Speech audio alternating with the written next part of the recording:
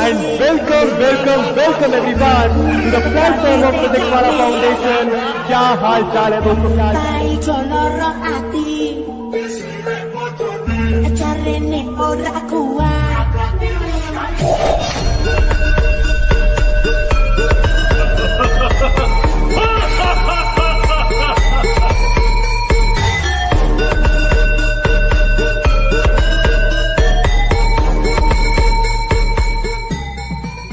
मेरा नाम है ऋतिक मिश्रा और मैं हूं आप लोगों का मैथमेटिक्स मेंटर, आपका दोस्त, आपका बड़ा भाई, जो देर से आए वो कहिएगा, ठीक है? हाय यार, रियली सॉरी थोड़ा लेट होने के लिए दोस्तों। सबसे पहले यार, क्लास स्टार्ट करने से पहले मुझे ये बताओ चैट बॉक्स पर, क्या मैं आपको अच्छे से सुनाई दे रहा हूं, क्या मैं आपको अच्छे से दिखाई दे रहा हूं? क्योंकि यहां फॉर सम रीजन मैं अपने आप को नहीं देख पा रहा हूं, ठीक है?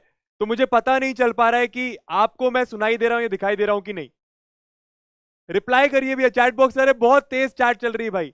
अगर आप लोग के वीडियो से कुछ प्रॉब्लम है तो आप लोग प्लीज अपना पेज रिफ्रेश करके फिर से इस वीडियो पर आए। Hi good evening everyone. Hi सुनाई दे रहा हूं? यस, बहुत बढ़िया। सबसे पहले तो भैया माफ करिएगा, ठीक है? बहुत बहुत माफी। क्लास हमारी 8 मिनट लेट हो गई है, थोड़ा सा टेक्निकल इशू आ गया था, उसके लिए हमें माफ कर दीजिएगा। पूरी कोशिश रहेगी अगली क्लास से ऐसा कोई भी इशू आपको देखने को नहीं मिलेगा, ठीक है? तो hi and welcome everyone to the physics Wallah foundation platform. मेरा नाम है ऋतिक मिश्रा और मैं हूं आप लोगों का मैथमेटिक्स मेंटर, आपका दोस्त, आपका बड़ा भाई, जो दिल से आए वो कहना, ठीक है? एक्साइटेड हो? तुम्हारी चैट से तो लग रहा है काफी ज्यादा एक्साइटेड हो। बताओ भैया, कैसा क्या मन है? एक्साइटेड फील कर रहे हो? हमारा उड़ान बैच स्टार्ट हो रहा है, फाउंडेशन का सबसे बड़ा बैच, क्लास 10th का। एक्साइटेड हो कि नहीं? यस और नो। चैट इतनी सही में चल रही है ठीक भाई? बहुत तेज चैट चल रही है, आप लोग को भी दिख रहा होगा। गुड इवनिंग, नमस्ते। मैं किस का नाम लूं भैया? बहुत तेज चैट चल रही है। चलिए, यस, मैं भी यार आप लोगों की तरह बहुत ज्यादा एक्साइटेड हूं, ठीक है? पहले कुछ बातें करते हैं और उसके बाद जाहिर सी बात है भैया, सिलेबस तो कंप्लीट करना ही है, ठीक है? रियल नंबर्स पढ़ेंगे, आपका पहला चैप्टर, जहां पर हम लोग बात करेंगे यूक्लिड्स डिवीजन एल्गोरिथम और कुछ बेसिक बातों की, ठीक है? लेकिन उसके पहले भैया, आपके क्लास 10th की जर्नी स्टार्ट होने वाली है। अब क्लास 9th कैसा गया उससे कोई फर्क नहीं पड़ता, ठीक है? क्लास 9th के एग्जाम कैसे गए, रिजल्ट नहीं भी आया हो तो उससे भी कोई फर्क नहीं पड़ता, रिजल्ट खराब भी आया हो उससे भी कोई फर्क नहीं पड़ता, ठीक है? बहुत सारे बच्चे मैथ से उनको मैथ से खौफ होता है, उनको डर लगता है, तो प्लीज डरने की जरूरत नहीं है। एक नई शुरुआत करनी है, अपने आप पर विश्वास करना है। जो आपके स्क्रीन के सामने एक बंदा खड़ा है, जो कि मैं हूं, ठीक है? उस पर विश्वास करना है, इस बैच पर विश्वास करना है, इस बैच के हर टीचर पर विश्वास करना है, और वो आपको वादा करेगा कि वो आपको आपकी मंजिल तक पहुंचा कर छोड़ेगा, ठीक है? आप कहीं से भी आ रहे हो, आपके मैथ्स में अभी तक 50 मार्क्स आते हो, 40 मार्क्स आते हो, 30 मार्क्स आते हो, आप फेल हुए हो, मुझे उससे कोई लेना देना नहीं है। मुझे एक बात पता है, जिस मकसद की वजह से आपने इस बैच को ज्वाइन करा है, मैथ लेक्चर आप देखने आए हो, मेरे पर विश्वास करने आए हो, आपका वो मकसद पूरा होगा, ठीक है? और एक और बात, हम पूरी जान लगा देंगे। आपने बेसिक मैथ्स लिया हो, स्टैंडर्ड मैथ्स लिया हो, उसके बारे में कभी आगे लेक्चर में बात करेंगे, लेकिन हम पूरी जान लगा देंगे कि हम 100 में से 100 मार्क्स मैथ्स में स्कोर करेंगे। अब ये मैं उन बच्चों को नहीं बोल रहा, अब ये बातें सुन के आपको क्या लग रहा होगा, अरे यार सर ये तो वो टॉपर लोग कर पाते हैं, सर वो 80 नंबर आते हैं ना जिनके, वही कर पाएंगे, हम क्या कर पाएंगे सर, हमारे तो अभी तक 40 मार्क्स आते हैं, सर हमें तो मैथ्स में कुछ बनता ही नहीं है। नहीं, मैं यहां पर एक एक बच्चे के लिए आया हूं, जो बच्चा वहां पे अभी चैट कर रहा है, जो बच्चा मुझे अभी वहां पे देख पा रहा है, ठीक है? हम सब मिलकर ट्राई करेंगे 100 में से 100 मार्क्स लाएं, और आसान है। एक चीज बताता हूं, क्लास 9 का मैथ जितना टफ था ना, उतना ही आसान क्लास 10th का मैथ है। चलिए आज की क्लास स्टार्ट करते हैं। आज हम लोग क्या क्या कवर करेंगे उसके बारे में बात करते हैं, किस तरीके से आपको इस बैच में पढ़ना है उसके बारे में भी थोड़ी सी बात और चर्चा करेंगे, ठीक है? तो यार सबसे पहले हम लोगों ने क्लास 9th में कुछ नंबर्स के बारे में पढ़ा था। हमारे चैप्टर का नाम क्या है? Real numbers. तो रियल नंबर्स में क्या आ जाता है भैया? अपने नेचुरल नंबर्स आ जाते हैं, होल नंबर्स आ जाते हैं, मतलब जितने भी प्रकार के नंबर्स होते हैं ना, सारे नंबर्स के बारे में हम लोग आज चर्चा करेंगे। उसके बाद एक स्पेशल तरीके के नंबर्स के बारे में थोड़ा सा डिटेल में बात करेंगे, जिसका नाम है इररेशनल नंबर्स। ऐसा क्यों सर, इसमें क्या खास है? अरे भैया बहुत ज्यादा खास है, किसी को समझ में ही नहीं आता क्या होता है। ठीक है, चलिए उसके बाद क्लास 10th में आएंगे, थोड़ा सा यूक्लिड्स डिवीजन लेमा क्या होता है उसके बारे में बात करेंगे, and then Euclid's division algorithm जो कि इसी चीज की मदद से बना है उसके बारे में बात करेंगे। ठीक है, सही है। चलिए अब ये स्लाइड दोस्तों मेरे साथ हमेशा रहती है यार, पहली पहली क्लास है, थोड़ा सा बात करेंगे, थोड़ा सा मैं समझूंगा आप किस तरीके से रिएक्ट करते हो, थोड़ा सा आप देखो ये टीचर आपको किस तरीके से पढ़ाता है। ठीक है, अभी 5-10 मिनट में पढ़ाई स्टार्ट करेंगे, लेकिन उसके पहले कुछ बातें करना बहुत जरूरी है। ठीक है, ये स्लाइड दोस्तों मेरे साथ हमेशा रहने वाली है, आपके साथ हमेशा रहने वाली है। जब हमारी 10 दिसंबर को इस बैच की लास्ट क्लास होगी ना, या फिर हमारी कोई मैराथन की लास्ट क्लास होगी ना 10th की, उस समय भी ये स्लाइड अपने साथ चलने वाली है। Work hard, dream big and never give up, इसके बारे में कभी बात करेंगे, बट फिलहाल आप समझ लोगे इसका मतलब क्या है। ठीक है, तो यार किस तरीके से बैच में आपको पढ़ाई करनी है, जैसे कि मैंने कहा कोई फर्क नहीं पड़ता आपका मैथ्स अभी किस लेवल पर है, मुझे उससे कोई लेना देना नहीं है। मैं आपको सारी बेसिक बातें बताऊंगा और सारी बेसिक बातों से लेकर 100 तक लेकर जाऊंगा। सबसे पहला क्वेश्चन, किस तरीके से पढ़ाई करनी है? सिंपल है, रटना नहीं है। सिंपल है भैया, पहला पॉइंट क्या, रटना नहीं है। रटना बिल्कुल नहीं है, बिल्कुल नहीं है, बिल्कुल नहीं है। चीजों को क्वेश्चन करना है कि आखिर ऐसा हो रहा है तो क्यों हो रहा है। क्लास 10th में कुछ ऐसे चैप्टर्स हैं जो बच्चों को बहुत ज्यादा टफ लगते हैं, जैसे कि सर्कल्स हो गया, ट्रायंगल्स हो गया, ट्रिग्नोमेट्री तो सुना होगा बरखुरदार। ठीक है, ये चैप्टर्स मैं आसान बना दूंगा, बहुत मजेदार बना दूंगा, बस तुम लोग को रटना नहीं है, एक बात याद रखनी है। गुड इवनिंग, गुड इवनिंग, नमस्ते नमस्ते नमस्ते। कोई बोल रहा है यूक्लिड्स डिवीजन लेमा डिलीटेड है, मैं जानता हूं डिलीटेड है, इसलिए उसके बारे में थोड़ा सा ही बताऊंगा, उसके क्वेश्चंस नहीं करेंगे। यूक्लिड्स डिवीजन एल्गोरिदम हमारे सिलेबस में आ रहा है, लेकिन लेमा हमको पढ़ना पड़ेगा एल्गोरिदम पढ़ने के लिए। ठीक है, तो रटना नहीं है, ये बात याद रखना है, और कॉन्सेप्ट समझना है, कॉन्सेप्ट समझना है। ठीक है, ठीक है बॉस। चलिए अगला क्वेश्चन क्या लिखा है, क्या चीजें या गलतियां नहीं करनी है? नंबर 1 गलती, लेक्चर टाइम पर नहीं देखने की।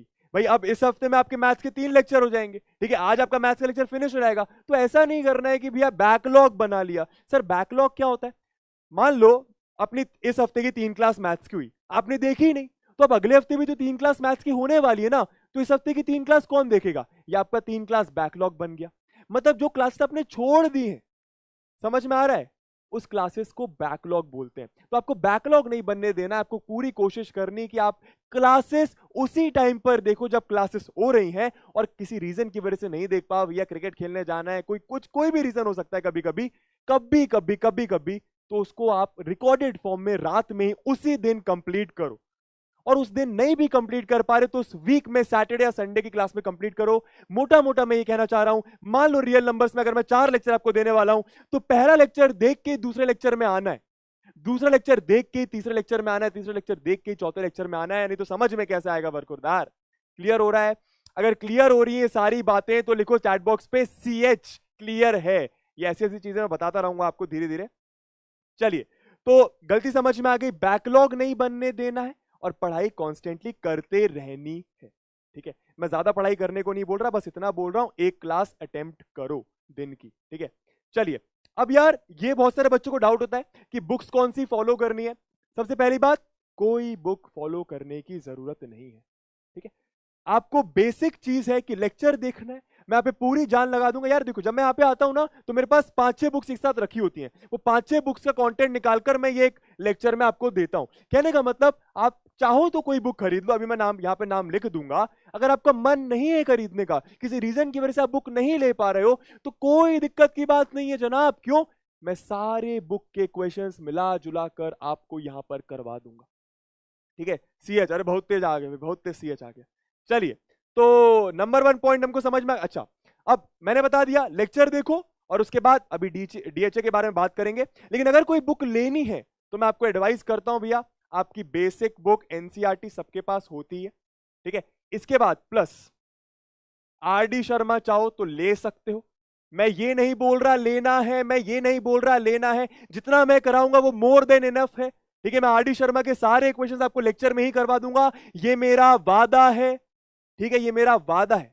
ठीक है, बट अगर आपको लेना है फिर भी तो आप RD शर्मा ले सकते हो। इसके अलावा भाई आप RS अग्रवाल प्रेफर कर सकते हो।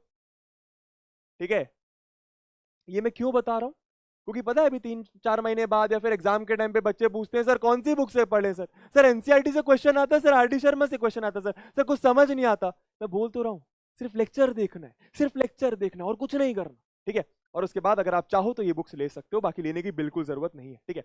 अच्छा, एक बहुत अच्छी बुक होती है एनसीईआरटी एग्जाम्पलर, जिससे काफी बार ऐसा देखा गया है कि बोर्ड का पेपर बनाया जाता है। एनसीईआरटी एग्जाम्पलर, ठीक है, तो ये काफी अच्छी बुक है, मेरी भी पर्सनल फेवरेट है, तो आप चाहो तो इस बुक को भी ले सकते हो। बाकी मैंने बोला मैं सारी बुक्स का कंटेंट आपको लेक्चर में प्रोवाइड करूंगा मतलब बोल दिया, ठीक है। अच्छा, अब करना क्या है, सिंपल, सबसे पहला प्रायोरिटी आपका रहना चाहिए कि आपको लेक्चर देखना है, कि आपको लेक्चर देखना, वो 1.5 घंटे का है, 1.25 घंटे का, आपको लेक्चर देखना है। लेक्चर देखने के बाद सर क्या कौन सी बुक से प्रैक्टिस करनी है, किसी बुक से नहीं, सबसे पहले आपको जो होमवर्क दिया जाएगा लेक्चर के बाद, सर होमवर्क डीपीपी बोलते हैं ना, डीएचए बोलते हैं ना, ओरिएंटेशन सेशन में बताया तो था। कहने का मतलब क्या, यहां पर आज मैथ्स की क्लास हो गई, इसके तुरंत बाद आपको आपके पीडीएफ सेक्शन में, डीपीपी पीडीएफ सेक्शन में 10 क्वेश्चंस या फिर कभी कभी 15 क्वेश्चंस, कभी कभी 8 क्वेश्चंस होमवर्क के फॉर्म में मिलेंगे, जिसको हम लोग डीपीपी या फिर डीएचए बोलते हैं। तो क्लास देखी, उसी से रिलेटेड आपको होमवर्क मिला, वो होमवर्क कंप्लीट कर लो, इतना काफी है। क्या बात समझ आ रही है, ठीक है। तो सबसे नंबर 1 प्रायोरिटी आपकी लेक्चर होनी चाहिए, उसके बाद आपकी डीपीपी होनी चाहिए। सर इसके बाद क्या, कुछ नहीं। सर इतना कर लिया तो हो जाएगा, हो जाएगा। सर पक्का हो जाएगा, सर स्कूल टीचर तो बुक करने को बोलते हैं, सर ट्यूशन टीचर तो बुक लगाने को बोलते हैं, नहीं लगाना है। सर क्यों नहीं लगाना, मैं हूं ना, सब करवा दूंगा, इन दोनों में सब कुछ करवा दूंगा, कवर करवा दूंगा, ठीक है। बाकी अगर आप कोई बुक लेते हो तो जाहिर सी बात है हम जो करेंगे आपको सारी बुक के क्वेश्चंस बनेंगे, ठीक है। मेरे पढ़ाने का तरीका दोस्तों ऐसा नहीं है कि मैं आपको लेक्चर में 10 क्वेश्चंस करवा दूं और मैं ये आशा करूं कि ये 10 क्वेश्चन आपके पेपर में आ जाए, और आप भी ये गलत आशा करो।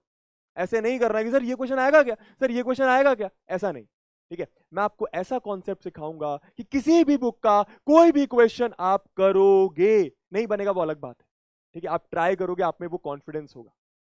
चलिए अब स्टार्ट करने वाले हैं भैया अपनी क्लास। तो अगर आप लोग रेडी हो, सारी बातें समझ में आ गई, तो चैट बॉक्स पे लिखो RH रेडी हैं। उसके बाद क्लास को स्टार्ट करते हैं, कंटेंट समझते हैं, ठीक है। नमस्ते नमस्ते नमस्ते, हाय मोहित, हाय कुमार, हाय साहिल, हाय हरिओम, नमस्ते नमस्ते नमस्ते।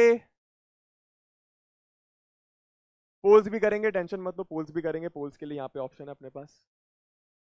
ओपी, चलिए सर, यार कुछ बातें करनी होती है ना, कनेक्शन बैठाना होता है ना। अब ऐसा थोड़ी कि आते से बता रियल नंबर ये होता है, नेचुरल नंबर ये होता है, ऐसा थोड़ी होता है। कनेक्शन बैठाएंगे, दोस्ती करेंगे, तब तो मन लगेगा। चलिए ठीक है, तो समझ में आ गया, मोटा मोटा कुछ नहीं करना, ठीक है, लेक्चर देखना, डीपीपी लगाना, खत्म बात, खेलना कूदना। चलिए, तो यार हम लोगों ने ये सारे नंबर्स के बारे में ऑलरेडी पढ़ लिया है, लेकिन एक बार सारी चीजें रिकॉल करेंगे। तो सबसे पहले अपने नेचुरल नंबर्स क्या होते हैं भैया, बहुत इजी है। नेचुरल नंबर्स क्या होते हैं, जो कि 1 से स्टार्ट होते हैं, जिनको हम काउंटिंग नंबर्स भी बोलते हैं। 1 2 3 4 5 dot dot dot dot dot dot dot dot dot, कहां तक जाता है, अप टिल इंफिनिटी, क्योंकि बहुत सारे नंबर्स होते हैं। तो नेचुरल नंबर्स के सेट में अपने ये वाले नंबर्स आते हैं। अब होल नंबर्स में कौन से नंबर्स आते हैं भैया, होल, होल मतलब कुछ जीरो है ना।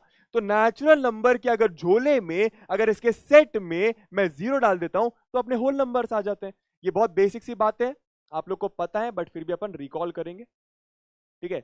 Dot dot dot dot dot up till infinity, ठीक है। अब इंटीजर्स क्या होते हैं, इंटीजर्स में क्या भी आपके नेगेटिव नंबर्स भी अगर होल नंबर्स में ऐड हो गए, अभी क्या है भैया, आपके नंबर्स है 1 2 3 4 5 और 0 है। अगर मैं इन्हीं नंबर्स में 0 को छोड़ के नेगेटिव का साइन लगा दूं तो आपके नेगेटिव नंबर्स आ जाएंगे। उन नेगेटिव नंबर्स को अगर मैं होल नंबर के झोले में डाल दूं, अब कुछ कुछ बच्चों को ना, जिनका मैथ्स बहुत ज्यादा वीक होता है, उनको ऐसा लगता है सर इंटीजर मतलब सिर्फ और सिर्फ नेगेटिव नंबर। एक बार फिर से बोलूंगा, उनको ऐसा लगता है सर इंटीजर मतलब सिर्फ और सिर्फ नेगेटिव नंबर, नहीं, इंटीजर मतलब पॉजिटिव नंबर भी हो सकता है। एक बार यहां पर लिख देता हूं मैं, इधर देखो, चलो ठीक है। तो इंटीजर मतलब क्या भैया, यहां पे मैंने सबसे पहले होल नंबर्स लिखे, 0 1 2 3 4 5 dot dot dot dot dot, positive infinity मतलब पॉजिटिव का एक बहुत बड़ा नंबर होगा। और वैसे ही अगर यहां पे नेगेटिव नंबर्स लिख दूं, -1 -2 -3 -4 dot dot dot dot dot dot dot up till क्या, नेगेटिव इंफिनिटी। नेगेटिव इंफिनिटी का मतलब क्या होता है सर, नेगेटिव का एक बहुत बड़ा नंबर। समझ में आ रहा है, ओ भाई नीवियंस की स्पैमिंग हो रही है क्या? चलिए, तो ये 3 नंबर्स बहुत बेसिक से, ठीक है, क्या natural numbers, whole numbers, integers, मेरे ख्याल से इसमें कोई दिक्कत नहीं होगी।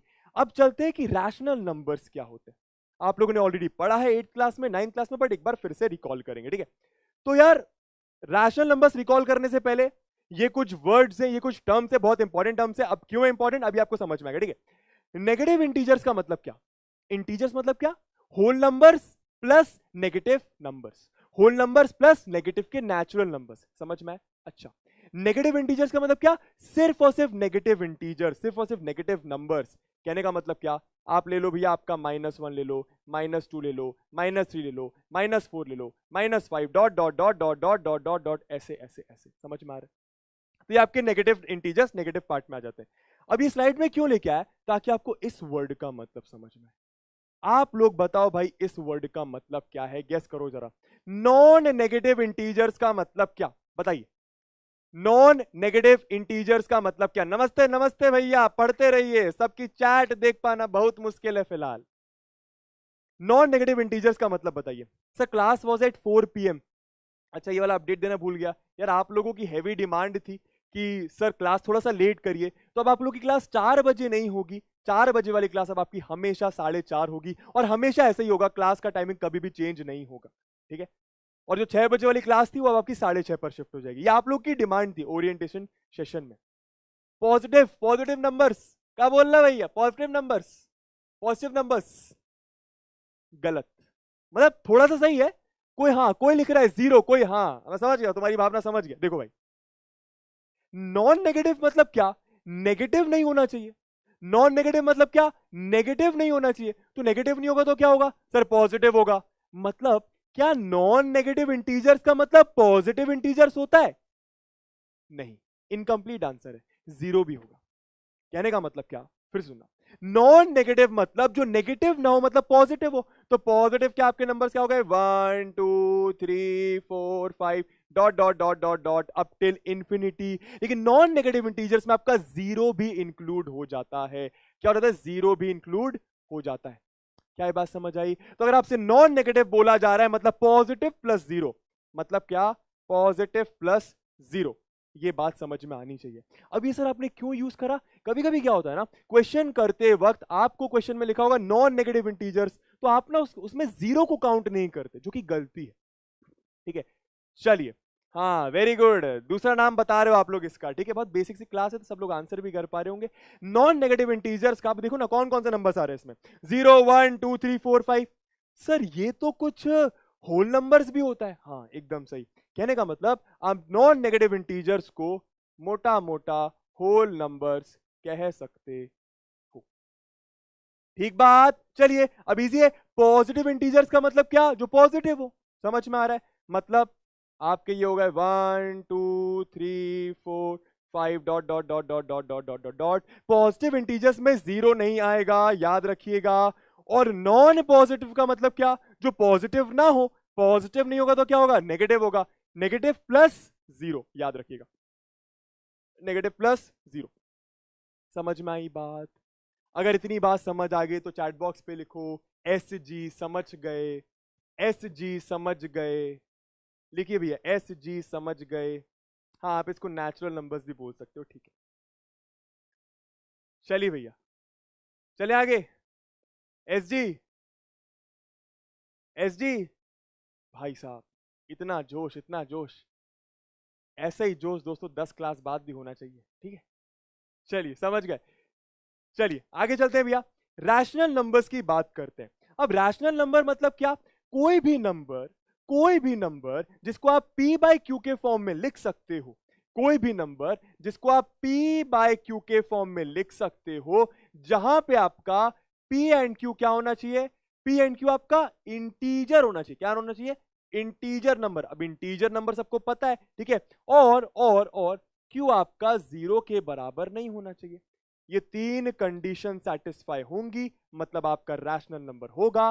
सिंपल भाषा में मैं क्या कहना चाह रहा हूं, एक एग्जांपल देता हूं। मान लीजिए मैंने अगर नंबर लिखा 2, ठीक है, तो क्या 2 एक रैशनल नंबर है? हाँ सर 2 तो सर नेचुरल नंबर होगा, सर होल नंबर होगा, सर इंटीजर भी होगा, वो तो हो गई। लेकिन क्या 2 एक रैशनल नंबर होगा? बिल्कुल होगा। क्यों? 2 को आप 2/1 लिख सकते हो। सही बात है। 2 को आप 2/1 लिख सकते हो। 2/1 मतलब क्या? आपने इसको p/q के फॉर्म में लिखा। समझ में आया? जहां पर आपके p की वैल्यू कितनी है 2 और जहां पर आपके q की वैल्यू कितनी है 1, तो जो p की वैल्यू है 2 और जो q की वैल्यू है 1, क्या ये इंटीजर है? सर इंटीजर क्यों होना चाहिए? बताया तो भाई, कोई भी नंबर p/q के फॉर्म में होगा तो p/q के फॉर्म में तो है। क्या इंटीजर है? क्या p और q इंटीजर है? क्या 2 और 1 इंटीजर है? बिल्कुल है। तीसरी कंडीशन क्या? नीचे वाला नंबर 0 नहीं होना चाहिए। तो नीचे तो 1 लिखा हुआ है, मतलब yes 2 is a rational number. मतलब yes 2 is a rational number. क्या ये बात समझ आई? क्या ये बात समझ आई? कुछ और एग्जांपल लिखता हूं, जैसे कि भैया इसको देखिए, आप लोग आंसर करिएगा, ठीक है। 3/2 लिखा, ये भी एक रैशनल नंबर है। -1/2 लिखा, ये भी एक रैशनल नंबर है। -7/3 लिखा, ये भी एक रैशनल नंबर है। -4/3 लिखा, यहां पे मान लो मैंने लिखा 5/700। ये सारे के सारे रैशनल नंबर्स हैं। और एग्जांपल लिखता हूं, -1 लिखा, -100 लिखा, -300 लिखा, यहाँ पे 500 लिख दिया, यहाँ पे आपने 750/2 लिख दिया। ये सारे के सारे आपकी रैशनल नंबर के एग्जाम्पल हैं। क्यों? मान लो अगर मैं -100 को लेता हूं, तो ये रैशनल नंबर क्यों है? तीनों कंडीशन चेक करो। -100 को आप -100/1 लिख सकते हो, मतलब आपने p/q के फॉर्म में लिखा। p/q के फॉर्म में लिखा तो पहली कंडीशन सेटिस्फाई हो गई, ठीक है। अच्छा, अब p और q क्या इंटीजर्स है? p की वैल्यू -100, q की वैल्यू 1। p की वैल्यू -100, q की वैल्यू 1, तो p और q दोनों इंटीजर्स हैं। अरे भैया, -100 और 1 इंटीजर होता है कि नहीं होता? बिल्कुल होता है, ठीक है। q is not equal to 0, तो साफ साफ दिख रहा है जो आपका नीचे वाला नंबर है वो 1 है, 0 नहीं है। मतलब तीनों कंडीशन ये नंबर सेटिस्फाई कर रहा है, मतलब ये रैशनल नंबर है। अब भाई दो क्वेश्चंस का आंसर आप लोग कर दो। क्या वन एक रैशनल नंबर है? और दूसरी चीज, क्या 0 एक रैशनल नंबर है? जल्दी से आंसर करो भैया। क्या 1 और 0 एक रैशनल नंबर है कि नहीं है? भैया जल्दी से आंसर कर दो। बहुत बेसिक बेसिक बातें हैं, फटाफट आंसर करो भैया चैट बॉक्स पे। क्या 1 और 0 रैशनल नंबर है कि नहीं है? आंसर करिए। प्राइम करो, प्राइम, सब बता दूंगा, सब बता दूंगा। यस यस यस, कौन बोल रहा है नो? अबे सब यस बोल रहे हो, अब पढ़ाई करके आए हो क्या? चलिए, तो यार 1 तो इजी है। 1 क्यों रैशनल नंबर है? क्योंकि 1 को मैं 1/1 लिख सकता हूं। तीनों कंडीशन सेटिस्फाई होनी चाहिए।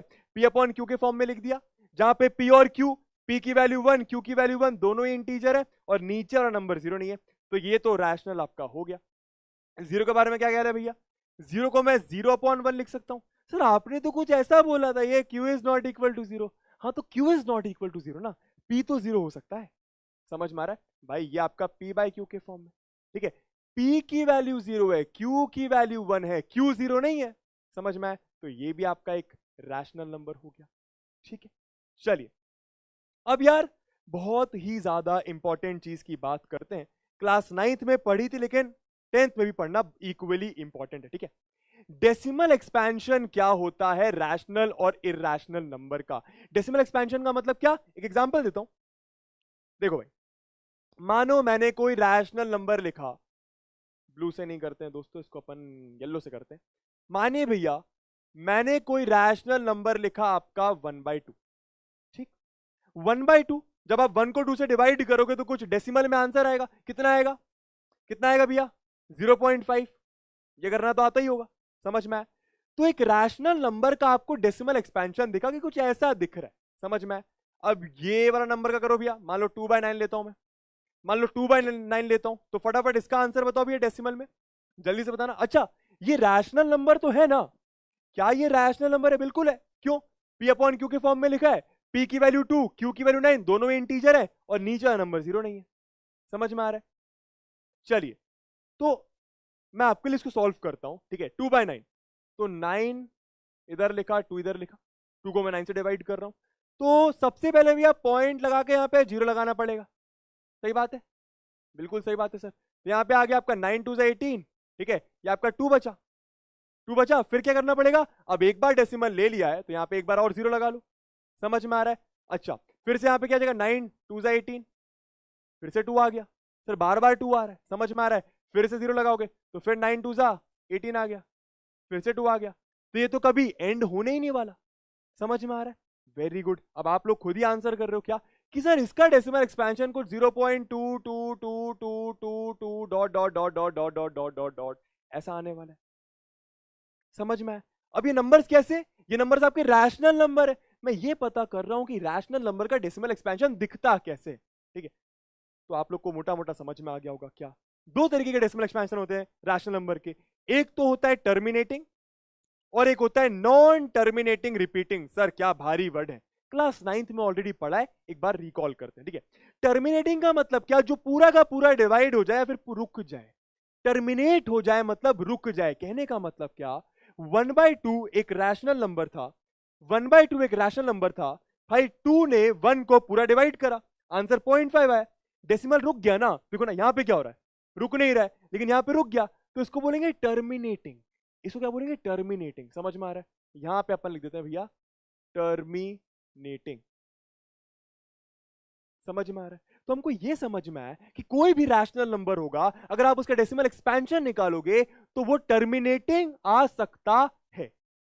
एक और कंडीशन क्या, वो नॉन टर्मिनेटिंग भी आ सकता है। नॉन टर्मिनेटिंग मतलब क्या, जो रुक नहीं रहा है, जो रुक नहीं रहा है। अरे भाई देखो ना, जब 9 2 को डिवाइड करने जा रहा है तो कभी डिवाइड ही नहीं कर पा जाए, कभी डिवाइड नहीं कर पा रहा है, मतलब क्या, रिमाइंडर का भी 0 आएगा ही नहीं। समझ आ रहा है? तो कहने का मतलब ये आपका नॉन टर्मिनेटिंग डेसिमल एक्सपेंशन है। कैसा एक्सपेंशन है, नॉन टर्मिनेटिंग, मतलब रुक नहीं रहा है। लेकिन अब एक बात नोटिस करो, एक बात नोटिस करो, रुक नहीं रहा मैंने माना, two two two two two two two two two two कुछ आ रहा है, लेकिन रिपीट तो हो रहा है। सर रिपीट होने का मतलब क्या, बार बार टू बार बार टू बार बार टू ही रिपीट हो रहा है, तो क्या मैं ऐसा कह सकता हूं ये नॉन टर्मिनेटिंग रिपीटिंग होगा। ठीक है, कुछ और एग्जांपल देता हूं नॉन टर्मिनेटिंग रिपीटिंग के भैया, इसके कुछ और एग्जांपल्स नोट करिए। पहला, मानिए मैंने लिखा 1.4141414141 dot dot dot dot dot dot dot dot dot. अब ये कैसा डेसिमल एक्सपेंशन है, रुक नहीं रहा है, टर्मिनेट नहीं हो रहा है, रुक नहीं रहा है, टर्मिनेट नहीं हो रहा है, और रिपीट भी हो रहा है। रिपीट होने का मतलब क्या, सर 4-1 फिर 4-1 फिर 4-1 फिर 4-1। तो इस तरीके के डेसिमल एक्सपेंशन को मैं क्या बोलूंगा, non terminating but repeating. Terminate नहीं हो रहा गुरुजी, रुक नहीं रहा सर, लेकिन पैटर्न है, मतलब रिपीट हो रहा है। ठीक है, मोटा मोटा मैं आपको यह बताना चाह रहा हूं कि कोई भी रैशनल नंबर होगा, कोई भी रैशनल नंबर होगा, अगर आप उसका डेसिमल एक्सपेंशन निकालोगे तो या तो वो टर्मिनेट हो जाएगा या तो वो नॉन टर्मिनेट होगा, मतलब रुकेगा नहीं, लेकिन रिपीट जरूर होगा। ठीक है, रिपीटिंग को कभी कभी आप रिकरिंग भी बोलते हो। क्या रिकरिंग, रिपीटिंग को आप कभी कभी रिकरिंग भी बोलते हो। क्या ये बात समझ आई? एक बार रिपीट करता हूं फिर से सारी बातें। मैंने क्या बोला, रैशनल नंबर, कोई भी रैशनल नंबर होगा दुनिया का, अगर आप उसका डेसिमल एक्सपेंशन निकालने जाओगे तो या तो वो टर्मिनेट हो जाएगा, मतलब टर्मिनेटिंग कहलाएगा, या तो वो नॉन टर्मिनेट होकर रिपीट होगा, यानी वो नॉन टर्मिनेटिंग रिपीटिंग कहलाएगा। बात समझ आई? आ गई भैया? हाँ वेरी गुड। ठीक है चलिए, अच्छा चलिए, अब किसी किसी को लग रहा होगा सर कितनी बेसिक सी बातें कर रहे हैं।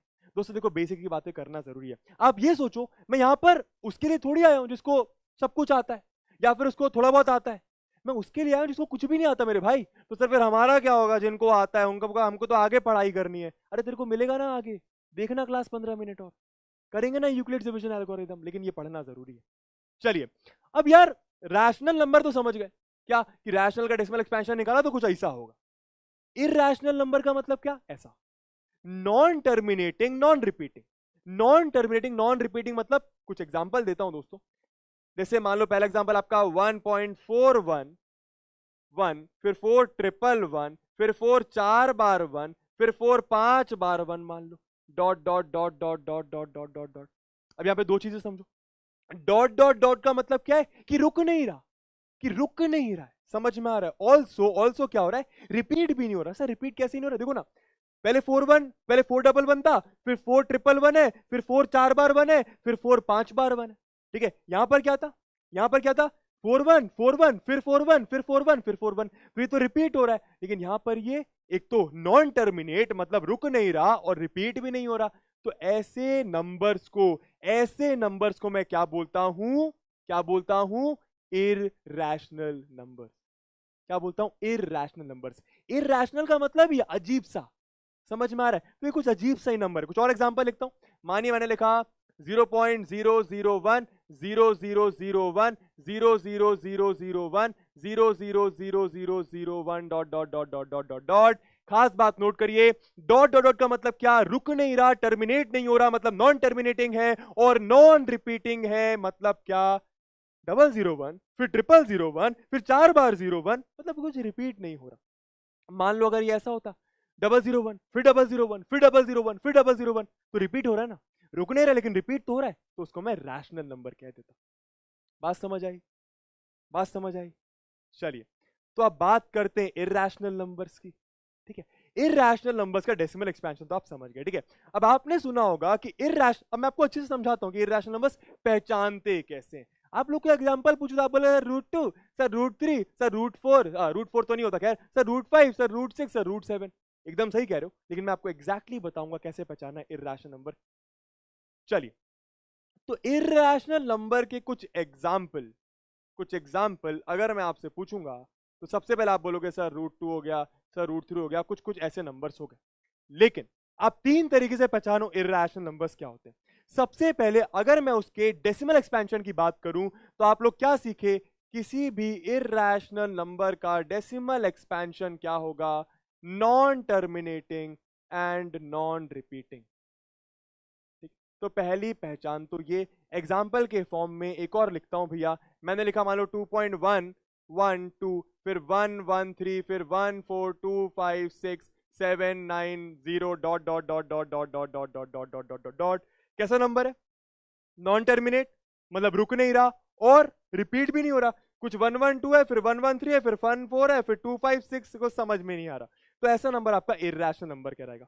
अब दूसरी पहचान क्या, बहुत ज्यादा इंपॉर्टेंट है, सुनिएगा क्या लिखा हुआ है। If m is a positive integer, घबराना नहीं है, घबराना नहीं है, आराम से रीड करना। यही तो प्रॉब्लम है भैया कि हम आराम से रीड ही नहीं करते, हम ऐसे रीड करते हैं if m is a positive integer. अरे ऐसा समझ नहीं आया, ऐसे नहीं रीड करना, आराम से रीड करोगे समझ में आएगा। If m is a positive integer, m कोई नंबर है जो कि पॉजिटिव इंटीजर है। पॉजिटिव इंटीजर मतलब 1 हो सकता है, 2 हो सकता है, 3। ठीक है, समझ आया, समझ आया sir. Which is not a perfect square. Perfect square number क्या होता है? परफेक्ट स्क्वायर नंबर क्या होता है भैया? आप लोग चैट बॉक्स पे बताएं जरा, परफेक्ट स्क्वायर नंबर क्या होता है जरा चैट बॉक्स पे बताएं।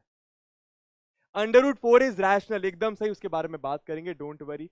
सबसे पहले ये बताओ परफेक्ट स्क्वायर नंबर क्या होता है, बताइए भैया।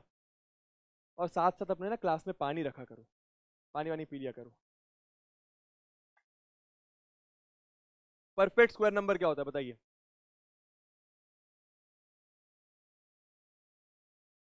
√4 अबे √4, अबे क्या बोल रहे हो? 25 9 16, इतना ही पता है क्या? हाँ हाँ, ठीक है ठीक है, एग्जाम्पल दे रहा हूं, सही है। कोई बोल रहा है 16 और 36, भाई यही दो होते हैं क्या? अरे भाई बहुत सारे परफेक्ट स्क्वायर नंबर होते हैं, एकदम से मैं समझाता हूं। जैसे सबसे पहला आपका परफेक्ट स्क्वायर नंबर क्या हो गया? 4। फिर क्या हो गया भी आपका 9, फिर क्या हो गया भी आपका 16, फिर क्या हो गया भैया 25। बेसिकली ना नेचुरल नंबर का स्क्वायर कर दो, ठीक है। अच्छा, 1 भी होता है, फिर 4 9 16 25, फिर आपका 36 हो गया, फिर आपका 49 हो गया, 8 का स्क्वायर 64 हो गया, फिर 9 का स्क्वायर 81 हो गया, फिर 100 हो गया, फिर 121 हो गया, फिर ऐसे चलते जाएगा, कभी खत्म होने वाला नहीं है। अब ये नंबर्स परफेक्ट स्क्वायर नंबर्स क्यों है? क्योंकि इनको आप किसी पॉजिटिव इंटीजर का स्क्वायर लिख सकते हो। क्या बोला मैंने? क्योंकि इन सारे नंबर्स को आप किसी पॉजिटिव इंटीजर का स्क्वायर लिख सकते हो। कहने का मतलब क्या? 1 को आप 1 का स्क्वायर लिख सकते हो, 4 को आप 2 का स्क्वायर लिख सकते हो, 9 को आप 3 का स्क्वायर लिख सकते हो, 16 को आप 4 का स्क्वायर लिख सकते हो, 25 को आप 5 का स्क्वायर लिख सकते हो। आप समझ रहे हो क्या हो रहा है? देखो ना जरा भाई, 16 नंबर है, 16 को आपने दूसरे नंबर 4 का खोपड़िया 2, दूसरे नंबर 4 का स्क्वायर लिखा, समझ में? इसलिए आपका 16 एक परफेक्ट स्क्वायर नंबर कहलाएगा। अब फॉर एग्जांपल अगर मैं आपसे बोलूं 17, क्या 17 परफेक्ट स्क्वायर नंबर है? नहीं है। क्यों? 17 को आप किसी पॉजिटिव इंटीजर का स्क्वायर नहीं लिख पाओगे। क्यों भाई? देखो 4 का स्क्वायर 16 होता है, 5 का स्क्वायर 4 के बाद 5 आता है, 5 का स्क्वायर 25 होता है, तो 25 और 16 के बीच में कहीं ना कहीं 17 भी होगा। कोई इंटीजर तो है, होता नहीं है 4 और 5 के बीच। समझ में आ रहा है? तो 17 is not a perfect square number. Clear हुआ? तो ये सारे आपके परफेक्ट स्क्वायर नंबर हो गए। ठीक है, अब यहां पे क्या कह रहे हैं कि अगर m एक पॉजिटिव इंटीजर है which is not a perfect square, तो मैं अंडर रूट एम, इसको क्या बोलते हैं, अंडर रूट एम या फिर root m is irrational. Simple भाषा में मान लो मैंने ऐसा लिखा, मान लो मैंने लिखा √3, मैंने लिखा √7, मैंने लिखा √8, मैंने लिखा √9, स्क्वायर रूट की बात कर रहा हूं, स्क्वायर रूट 11 लिख लो, स्क्वायर रूट 13 लिख लो, स्क्वायर रूट 82 लिख लो। अब आप देखो यहां पे हो क्या रहा है। ठीक है, अंडर रूट के अंदर, स्क्वायर रूट के अंदर कैसा नंबर है, जो 3 है वो परफेक्ट स्क्वायर नंबर नहीं है, जो 7 है वो परफेक्ट स्क्वायर नंबर नहीं है, जो 8 है वो परफेक्ट स्क्वायर नंबर नहीं है, जो 11 है वो परफेक्ट स्क्वायर नंबर नहीं है। तो अंडर रूट के अंदर, स्क्वायर रूट के अंदर अगर परफेक्ट स्क्वायर नंबर नहीं होता, मतलब वो नंबर आपका इरैशनल नंबर होगा। अगर मैं आपसे पूछूं, अगर मैं आपसे क्वेश्चन पूछूं, क्या क्या अंडर रूट 9, क्या अंडर रूट 9 एक इरैशनल नंबर है, तो आप लोग क्या आंसर देंगे चैट बॉक्स पे बताइए। मुझे आपका आंसर पता है, लेकिन आप रीजन दो, लेकिन आप रीजन दो। ठीक है, बताओ भैया, आंसर के साथ रीजन भी बताना है। अंडर रूट 9 क्या इरैशनल नंबर होगा? यस और no? If yes then why, if no then Y?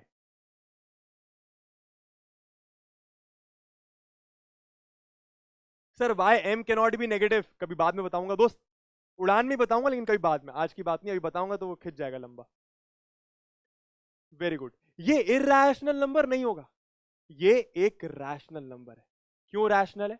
क्यों रैशनल है? आप लोगों ने रीजन तो दे दिया, जैसे कि मैंने बताया था कि आप लोग रीजन तो दे दोगे, क्या बताइए? हाँ वेरी गुड, क्योंकि 9 एक परफेक्ट स्क्वायर नंबर है, क्योंकि 9 एक परफेक्ट स्क्वायर नंबर है।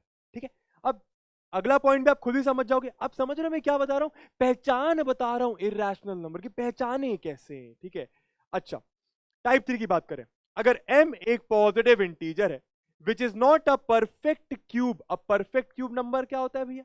परफेक्ट क्यूब नंबर का मतलब क्या, देखिए, जैसे यहां पे स्क्वायर था वैसे क्यूब की बात करता हूं। ठीक है, तो 1 एक परफेक्ट क्यूब नंबर होता है, उसके बाद 8 एक परफेक्ट क्यूब नंबर होता है, उसके बाद अब क्या हो जाएगा भैया बताइए? अच्छा 8 परफेक्ट क्यूब क्यों, पहले ये समझ लेते हैं।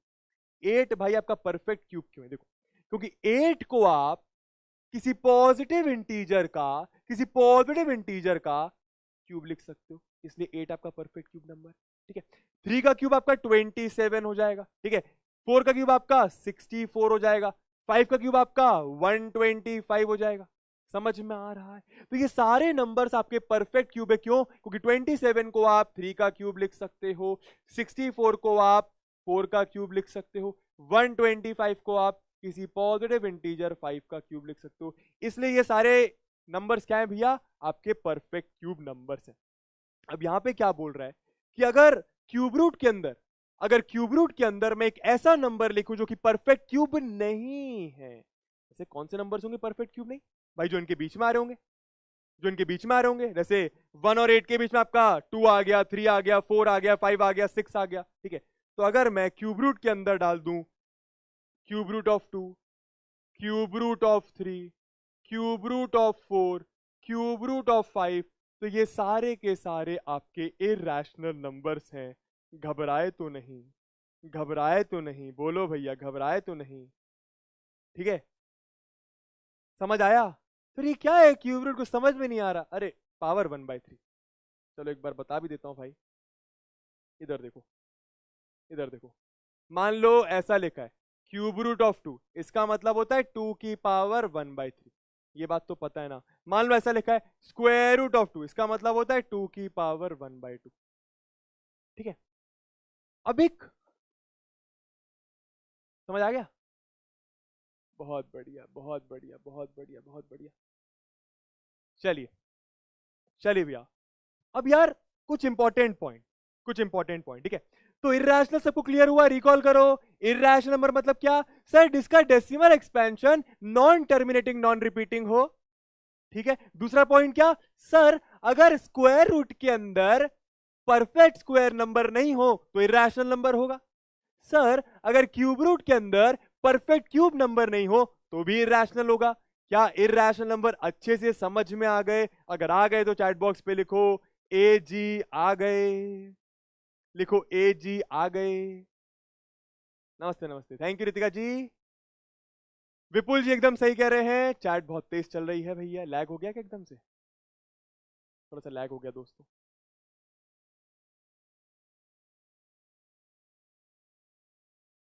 चलिए हम करेंगे धीरे धीरे, सब कुछ करेंगे, टेंशन मत लेना, ठीक है। चलिए, sum of a rational and irrational is irrational. इसका मतलब क्या? कोई भी रैशनल नंबर होगा, कोई भी इरैशनल नंबर होगा, अगर मैं दोनों को प्लस करता हूं तो दोनों का सम क्या आएगा? इरैशनल आएगा। फॉर एग्जांपल, मानो मैंने रैशनल नंबर लिया 3, इरैशनल नंबर लिया √3, इसका सम क्या आएगा? इरैशनल। याद रखिएगा, समझ में? अरे हमें पता है कि √3 इरैशनल होता है भैया, लेकिन अगर आप उसमें रैशनल प्लस कर दो तो भी वो एक इरैशनल नंबर रहेगा, ठीक है। मान लो मैंने लिया 4, ठीक, फिर मैंने लिया तुमको बताता हूं, फिर मैंने लिया √81, ये कैसा नंबर होगा भैया बताना? 4 प्लस √81 कैसा नंबर होगा? स्क्वायर रूट के अंदर कोई नंबर है तो इरैशनल ही होगा ना। बोलो जरा, बोलो जरा, यस और नो में आंसर करो, कैसा नंबर होगा? बताइए भैया। अभी यूक्लिड्स डिवीजन लेमा भी करना है दोस्तों,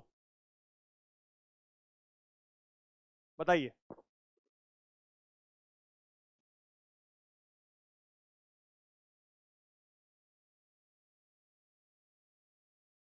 वेरी गुड, सब लोग बोल रहे हैं रैशनल। अरे सब लोग समझ गए यार। देखो देखो यार, ऐसा लग रहा है कि अंडर रूट के ना अंदर कोई नंबर है तो इरैशनल होगा, बट ऐसा नहीं है। अंडर रूट के अंदर 81, 81 एक परफेक्ट स्क्वायर नंबर अगर अंडर रूट के अंदर हुआ मतलब रैशनल हो गया। मतलब ये भी रैशनल है और ये भी रैशनल है, तो ये आपका रैशनल ही आने वाला है, याद रखिएगा, ठीक है। बट मैं क्या समझा रहा था, हमेशा याद रखो, रैशनल प्लस इरैशनल आपका इरैशनल नंबर आएगा, ठीक है। इंपॉर्टेंट है, कॉम्पिटेटिव एग्जाम में भी कभी कभी आ जाता है, ठीक है। अब क्या, रैशनल माइनस इरैशनल आपका हमेशा इरैशनल ही होगा, ये बात भी क्लियर कर लो, समझ में आ रहा? अच्छा, product of a rational and irrational, मान लो ऐसा लिखा है 2 मल्टीप्लाइड बाय √2, तो आपको पता है ये रैशनल है ये इरैशनल है, तो ये आपका पूरा इरैशनल ही होगा। सिंपल भाषा में मैं आपको ये समझाना चाहता हूं दोस्तों कि अगर आप रैशनल नंबर लेते हो, उसमें इरैशनल नंबर का आप मल्टीप्लिकेशन करते हो, तो आपको एक इरैशनल नंबर ही मिलने वाला है, हमेशा याद रखना, ठीक है। चलिए, अच्छा ये क्या बोल रहा है भैया, क्वेश्चन ऑफ अ रैशनल, यानी अगर आप रैशनल नंबर को एक इरैशनल नंबर से डिवाइड करते हो तो भी आपको एक इरैशनल नंबर ही मिलेगा। मान लो आपने ऐसा लिया, रैशनल डिवाइडेड बाय इरैशनल, तो आपको कैसा नंबर मिलेगा? इरैशनल। क्या आपको ये चार बातें समझ में आ गई? क्या आपको ये चार बातें समझ में आ गई? हमेशा याद रखिएगा, ठीक है। चलिए, अब ये इंपॉर्टेंट है, और इसके बाद बात करेंगे, उसके बाद बात करेंगे एक क्वेश्चन की, और उसके बाद यूक्लिड्स डिवीजन लेमा की, ठीक है। चलिए, बहुत इंपॉर्टेंट, बहुत ज्यादा इंपॉर्टेंट दोस्तों, सम ऑफ टू इरैशनल्स। अभी मैं क्या बोल रहा था, rational plus irrational irrational, rational multiplied by irrational irrational. मतलब मैं कुछ रैशनल और इरैशनल का खेला देख रहा था। अब क्या कह रहे भैया, अब यार इरैशनल और इरैशनल को प्लस करूं तो क्या आएगा सर? जरूरी नहीं है कि इरैशनल आए, ठीक है, याद रखना, ठीक है। अगर आप इरैशनल प्लस इरैशनल का सम करते हो तो ये रैशनल भी आ सकता है और इरैशनल भी आ सकता है, आपको ये बात याद रखनी है, समझ में आ रहा है? देखो यार, इरैशनल तो समझ में आ जाएगा। मान लो एक एग्जांपल यहां पे लेते हैं, ठीक है। अगर आपने √2 प्लस √3 करा, तो ये एक इरैशनल नंबर, ये एक इरैशनल नंबर, ये आपको इरैशनल ही मिलेगा, ठीक है। लेकिन मान लो ऐसा कुछ लिखा है, ठीक है, सुनना। मान लो लिखा है 2 प्लस √2, ठीक है, प्लस 2 माइनस √2, ठीक। या फिर चलो इसको ऐसा लिखो, 3 माइनस √2 लिख लो, 3 माइनस √2, ठीक है। अब समझने की कोशिश करना, इसका आंसर क्या आएगा, इसका आंसर क्या आएगा, ठीक है। ये कैसा नंबर, ये कैसा नंबर? इरैशनल। सर ये इरैशनल क्यों है? रैशनल प्लस इरैशनल इरैशनल होता है। अभी तो देखा, आराम से आराम से, रैशनल प्लस इरैशनल हमेशा इरैशनल।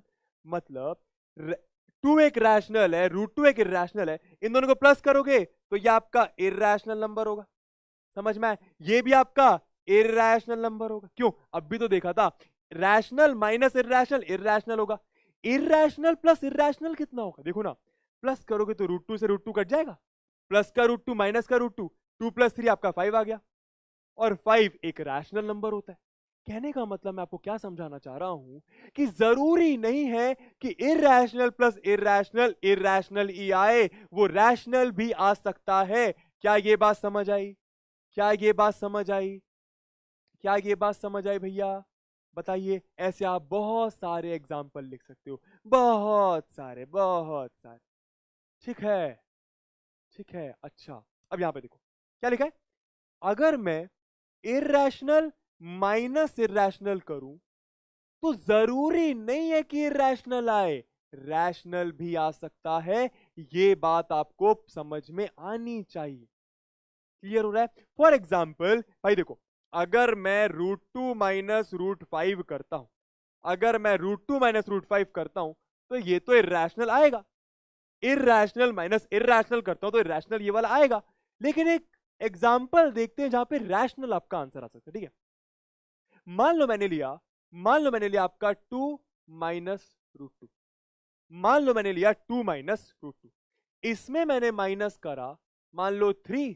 ठीक है, और यहां पे अपन ने इसको 2 प्लस √2 करते हैं दोस्तों। ठीक है, यहां पे अपन ले लेते 3 प्लस √2। समझ में आ रहा है? अब यहां पे देखो क्या हो रहा है, ये आपका, ये आपका इर्रैशनल नंबर है, नोट करना। रैशनल प्लस इर्रैशनल इर्रैशनल, ये आपका इर्रैशनल नंबर है। क्यों? रैशनल प्लस इर्रैशनल इर्रैशनल, इर्रैशनल माइनस इर्रैशनल कितना आएगा भाई? माइनस अंदर जाएगा तो माइनस का √2 जाएगा। सॉल्व करो इसको, देखो जरा, देखो जरा। तो ये आ गया आपका 2 प्लस √2 माइनस 3 माइनस √2। क्या हुआ? √2 से √2 कट गया, 2 माइनस 3 -1 आ गया। और -1 कैसा नंबर होता है? रैशनल। सर समझाना क्या चाहते हो? मैं ये बताना चाहता हूं कि अगर आप एक इर्रैशनल नंबर लेते हो, उसमें एक इर्रैशनल नंबर माइनस करते हो, तो जरूरी नहीं है कि हमेशा इर्रैशनल मिले, रैशनल भी मिल सकता है। क्या पॉइंट समझ में आ रहा है? बहुत इजी है, बहुत ज्यादा इजी। ठीक है, वैसे ही ये वाला अब आप खुद कर सकते हो भैया। क्या? इर्रैशनल मल्टीप्लाइड बाय इर्रैशनल, जरूरी नहीं है कि इर्रैशनल नंबर मिले, या आपको रैशनल भी मिल सकता है। वैसे ही इर्रैशनल डिवाइडेड बाय इर्रैशनल, जरूरी नहीं है कि इर्रैशनल मिले, या आपको रैशनल भी मिल सकता है। समझ में आया? अगर अच्छे से समझ में आई सारी बातें जो अभी तक मैंने बताई, तो चैट बॉक्स पे लिखो भैया MASA, मतलब मजा आया, समझ आया, मजा आया और समझ भी आया। ठीक है, मासा, मासा। ठीक है सर, ये सब बातें क्यों बता रहे हो? जरूरी है बताना। ठीक है, चलिए करें फिर, आगे बढ़े। ठीक है,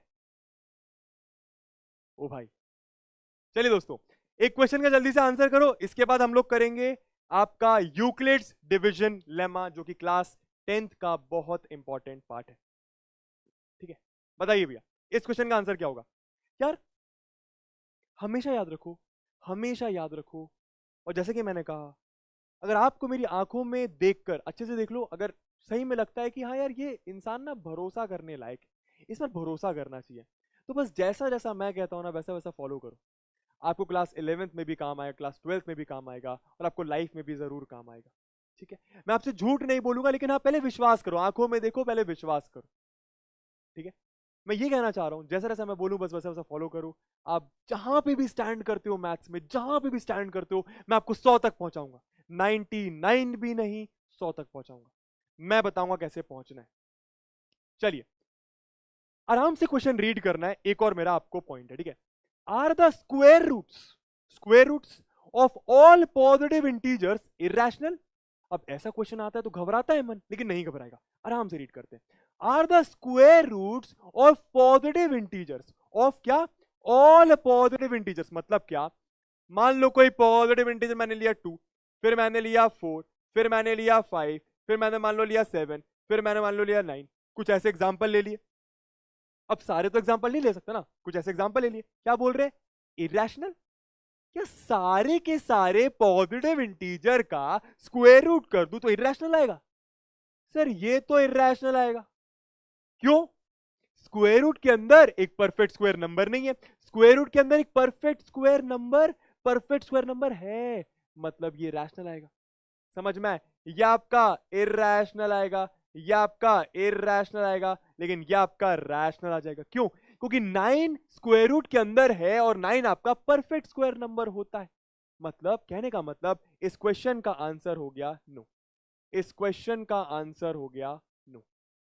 और एग्जांपल आप कुछ भी दे सकते हो। एग्जांपल आपने लिख दिया भैया √81, आपने लिख दिया √100, ठीक है, आपने लिख दिया √121। आई होप आपको सारी बातें समझ में आ गई होंगी। ठीक है, चलिए चलिए भैया, अब क्लास 10th की बातें कर लेते हैं।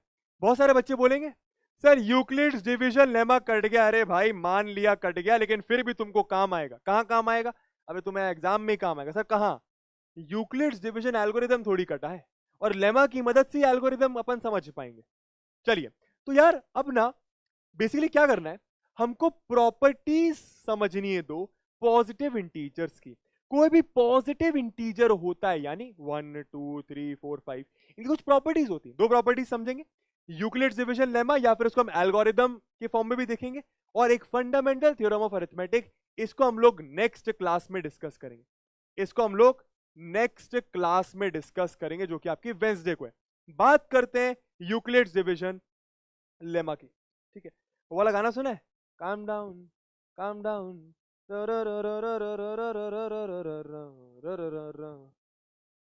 ठीक है। अरे कोई बोल रहा है कट गया, अरे यूक्लिड्स डिवीजन लेमा के क्वेश्चंस कट गए हैं, लेकिन यूक्लिड्स डिवीजन एल्गोरिदम तो आ रहा है ना। एल्गोरिदम तब बनेगा जब लेमा बनेगा। अरे डरो मत, बहुत आसान है, तुम टेंशन मत लो। चलो, तो ऐसी चीजें नहीं करनी है, मैथ्स के स्टूडेंट हैं। चलिए समझते हैं पहले डिवीजन क्या होता है। थोड़ा सा डिवीजन को गौर से समझा जाए, उसके बाद लेमा भी समझ में आ जाएगा, एल्गोरिदम भी समझ में आ जाएगा। चलिए ध्यान से सुनना मेरी बात को, बहुत आसान है, ठीक है। मेरी बात ध्यान से सुनना भाई। आपने ऐसा कुछ पढ़ा है, dividend is equals to divisor into quotient plus remainder? Yes और नो, यस और नो? ऐसा कुछ पढ़ा है कि नहीं पढ़ा भाई? अबे बताओ भाई, ऐसा कुछ पढ़ा है कि नहीं पढ़ा? इसका मतलब क्या? इसका मतलब आपका डिविडेंड जिसको आप डिवाइड करते हो, अभी एग्जांपल दूंगा, इसका मतलब क्या?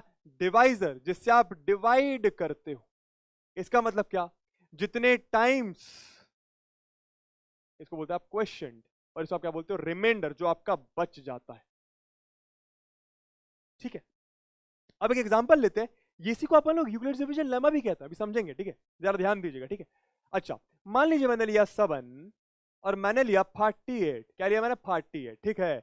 तो 48 को मैं डिवाइड कर रहा हूं, तो ये आपका डिविडेंड हुआ। 7 को 7 से मैं डिवाइड कर रहा हूं, तो ये आपका डिवाइजर हुआ। जिसको डिवाइड करते हो वो डिविडेंड, जिससे डिवाइड करते हो वो आपका डिवाइजर, ठीक है।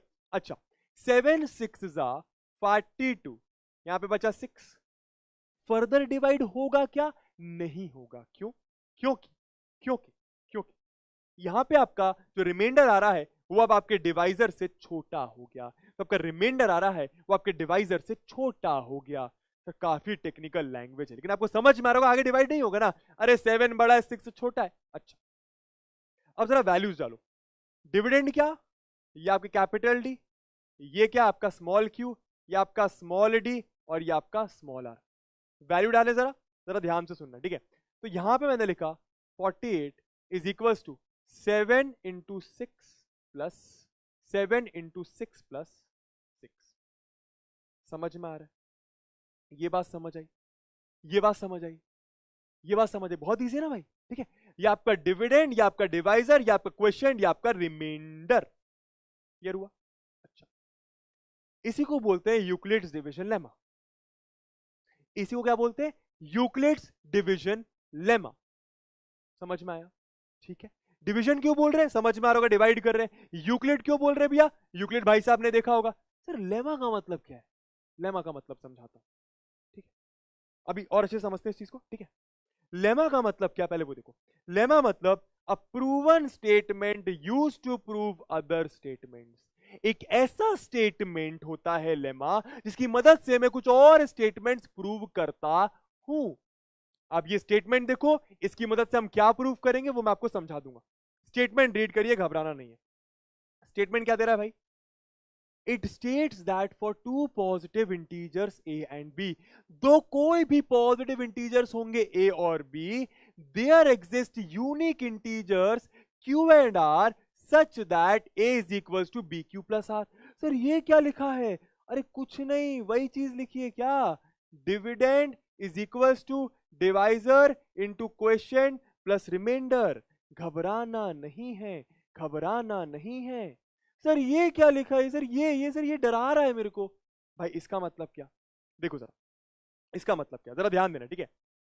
ध्यान देना जरा, ठीक है? बी की वैल्यू क्या? अच्छा मैं यहां पे लिखता हूं a is equals to B Q plus r, जरा ध्यान देना, ठीक है? और यहां पे मैंने लिखा dividend is equals to divisor into question plus remainder, ठीक है? मैंने एक एग्जांपल लिया था क्या? 7 वाला। 7, ध्यान से सुनना, यहां पे लिया 48, यहां पे 7 6 42, यहां पे आया 6। अब जरा लंबी सांस लो, लंबी सांस लो, 10 सेकंड ब्रेक लो, 10 सेकंड ब्रेक लो, फिर बताऊंगा। काफी सारी चीजें जब एक साथ पढ़ लेते हैं तो दिमाग में जानी बंद हो जाती है। आराम से सुनना मेरी बात, समझा दूंगा, टेंशन मत लेना, ठीक? लंबी सांस ले लो, 10 सेकंड, लंबी सांस ले लो, कोई दिक्कत की बात नहीं है, ठीक है? लंबी सांस ले लो, चलो अब आगे देखो। ये लिखा था अपन ने, यहां पे एक चीज नोटिस करो, अगर अगर ये जो यहां पे आ रहा है, अगर ये 7 से बड़ा होता तो मैं फर्दर डिवाइड करता कि नहीं करता? यस और नो में आंसर करो। मान लो अगर यहां पे ये 8 आ जाता, अगर यहां पे ये 8 आ जाता तो मैं 7 से फिर से डिवाइड करता? करता कि नहीं करता? मैं डिवीजन स्टॉप नहीं करता ना? यस और नो? फिर से यहां पे अभी 7 से छोटा नंबर है, मान लो रिमाइंडर आपका 7 से बड़ा आ जाता तो मैं डिवीजन स्टॉप नहीं करता? यस और नो? वेरी गुड, समझ में आ रहा है, मैं डिवीजन स्टॉप नहीं करता। मैंने डिवीजन स्टॉप कब करा? मैंने डिवीजन स्टॉप कब करा? जब रिमाइंडर की वैल्यू डिवाइजर से छोटी आ गई। जब रिमाइंडर की वैल्यू डिवाइजर से छोटी आ गई तो क्या मैं ऐसा कह सकता हूं रिमाइंडर की वैल्यू हमेशा आपके डिवाइजर से छोटी आएगी? अगर नहीं आ रही मतलब मैं फर्दर डिवाइड करूंगा तो डिवाइड करने के बाद छोटी हो ही जाएगी इवेंचुअली। समझ में आ रहा है? तो मोटा मोटा आपको यह समझ में आया कि जो आपके रिमाइंडर की वैल्यू है वो हमेशा डिवाइजर से छोटी होगी। जो आपके रिमाइंडर की वैल्यू है, जो आपके रिमाइंडर की वैल्यू है वो हमेशा डिवाइजर से छोटी होगी, मतलब डिवाइजर आपका रिमाइंडर से बड़ा होगा। यस और नो? यस और नो? समझ में?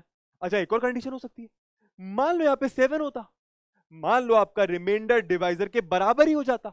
ऐसा भी नहीं हो सकता। क्यों नहीं हो सकता? अगर यहां पे 7 हो जाता तो 7 7 को डिवाइड कर देता। समझ में आ रहा है? मोटा मोटा आपको यह सुनने में समझ में आया भैया क्या? कि डिवाइजर हमेशा रिमाइंडर से बड़ा होगा। डिवाइजर हमेशा रिमाइंडर से बड़ा होगा, वही तो लिखा है, डिवाइजर हमेशा रिमाइंडर से बड़ा होगा। समझ में आया? अब यहां पे देखो जरा, यहां पे डिवाइजर मतलब क्या? यहां पे डिवाइजर का मतलब क्या? बी। अरे भाई dividend is equal to divisor into question plus remainder लिखा है। ऊपर कैपिटल डी और स्मॉल डी ना लिख के, कैपिटल डी और स्मॉल डी ना लिख के ए और बी बोल दिया, मतलब डिवाइजर की वैल्यू बी। तो क्या मैं ऐसा कह सकता हूं कि आपके बी की वैल्यू हमेशा आर से बड़ी होगी? आपके बी की वैल्यू हमेशा आर से बड़ी होगी। वही तो लिखा है, वही तो लिखा है, देखो ना वही तो लिखा है। समझ में आया ना?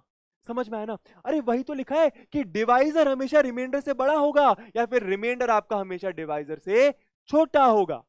सर ये क्या है? सर ये अरे इसका मतलब है दोस्तों कि जो भी रिमाइंडर की वैल्यू होती है वो या तो 0 के बराबर होती है या तो 0 से बड़ी होती है। भाई आप कभी भी डिवाइड करो, किसी भी नंबर को किसी भी नंबर से डिवाइड करो, आपका जो रिमाइंडर आता है वो दो ही वैल्यूज तो आ सकता है। क्या क्या? या तो 0 आएगा या तो 0 से बड़ा आएगा। क्या नेगेटिव आ सकता है? बोलो भैया, क्या नेगेटिव आ सकता है? यस और नो में आंसर करो, यस और नो में आंसर करो, फटाफट करो भैया, कैसे कर रहे हो, जल्दी करो। आया आया, वेरी गुड। घबराना नहीं है, घबराना नहीं है, ऐसी चीजें देखकर हमें खुद ही समझ में आनी चाहिए। फिर से लिखता हूं, इसका सीधा सीधा मतलब कि जो आपका रिमाइंडर होगा वो डिवाइजर से छोटा होगा। सर डिवाइजर को भी क्यों बोल रहे हैं? देखो ना देखो ना देखो ना, ठीक है, तो आपका रिमाइंडर हमेशा डिवाइजर से छोटा होगा और हमेशा 0 से बड़ा या फिर 0 के इक्वल होगा। समझ में आ रहा है? अब लगा के देखते हैं, अब लगा के देखते हैं, ठीक है। अब कुछ क्वेश्चंस में लगा कर देखते हैं। क्या लगाना है सर? Euclid's division lemma. एक मैं करूंगा, एक आप करोगे, ठीक। क्वेश्चन एग्जांपल लिया मैंने, मान लो मैंने लिया दो नंबर्स 62 और 7।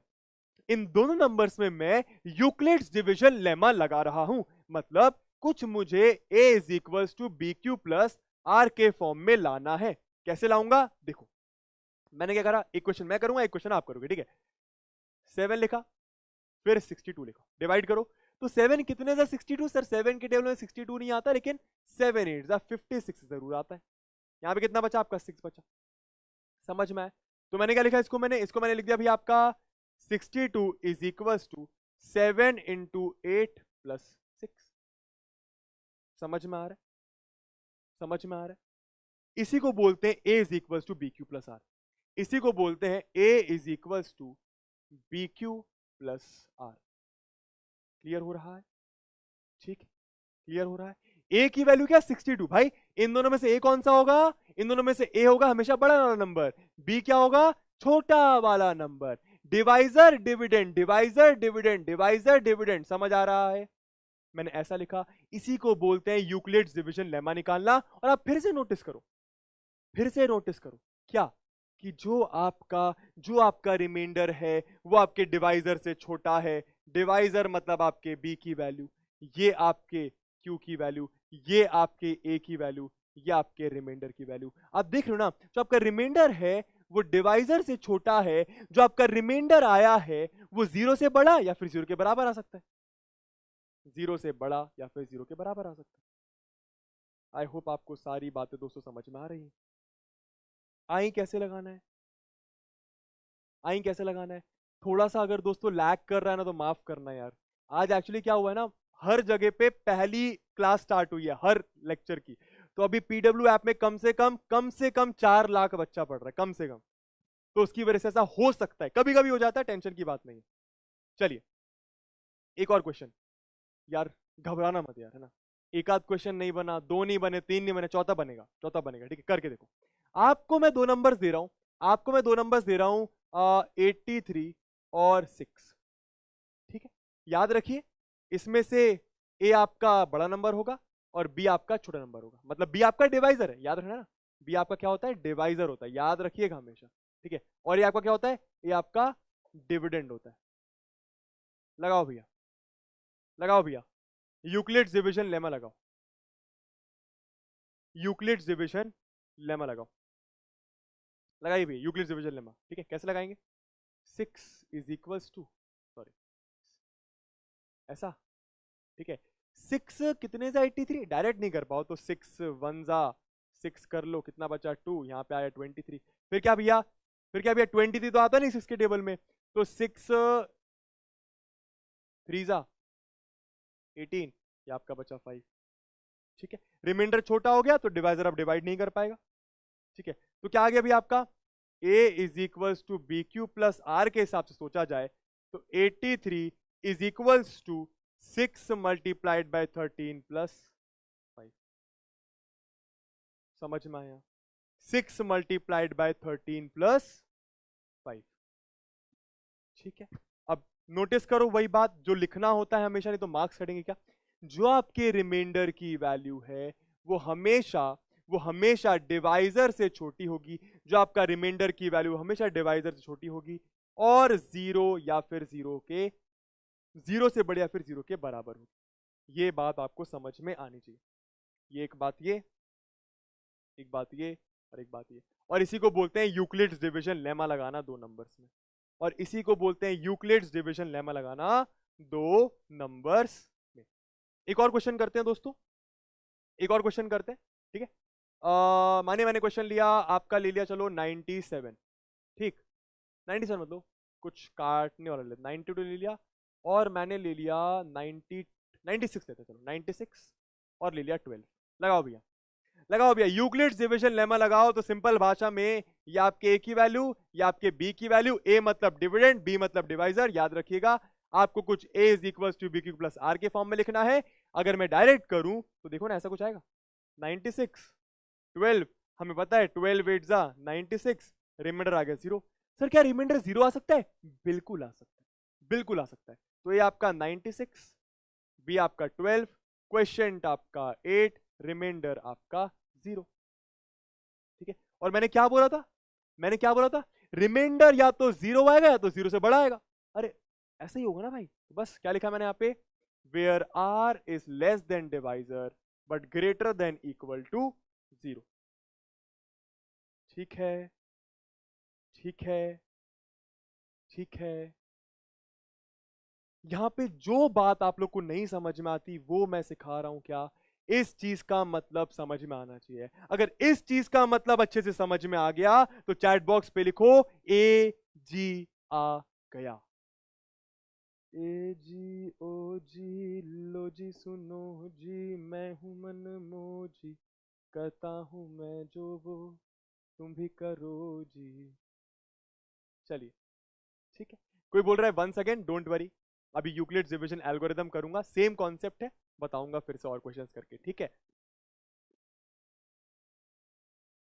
चलिए, 6 बजे कोई क्लास नहीं है, 6 बजे वाली क्लास 6:30 शिफ्ट हो गई है, ठीक है। चलिए, अब यार एचसीएफ समझा जाए। एचसीएफ का मतलब क्या? Highest common factor. अगर मैं आपसे बोलूं 2 नंबर का एचसीएफ निकालो तो आप बोलोगे सर निकाल लेंगे, इसमें क्या है। एचसीएफ निकालना तो आता है। एचसीएफ का क्या मतलब पता है आपको? नहीं पता तो मैं बताता हूं।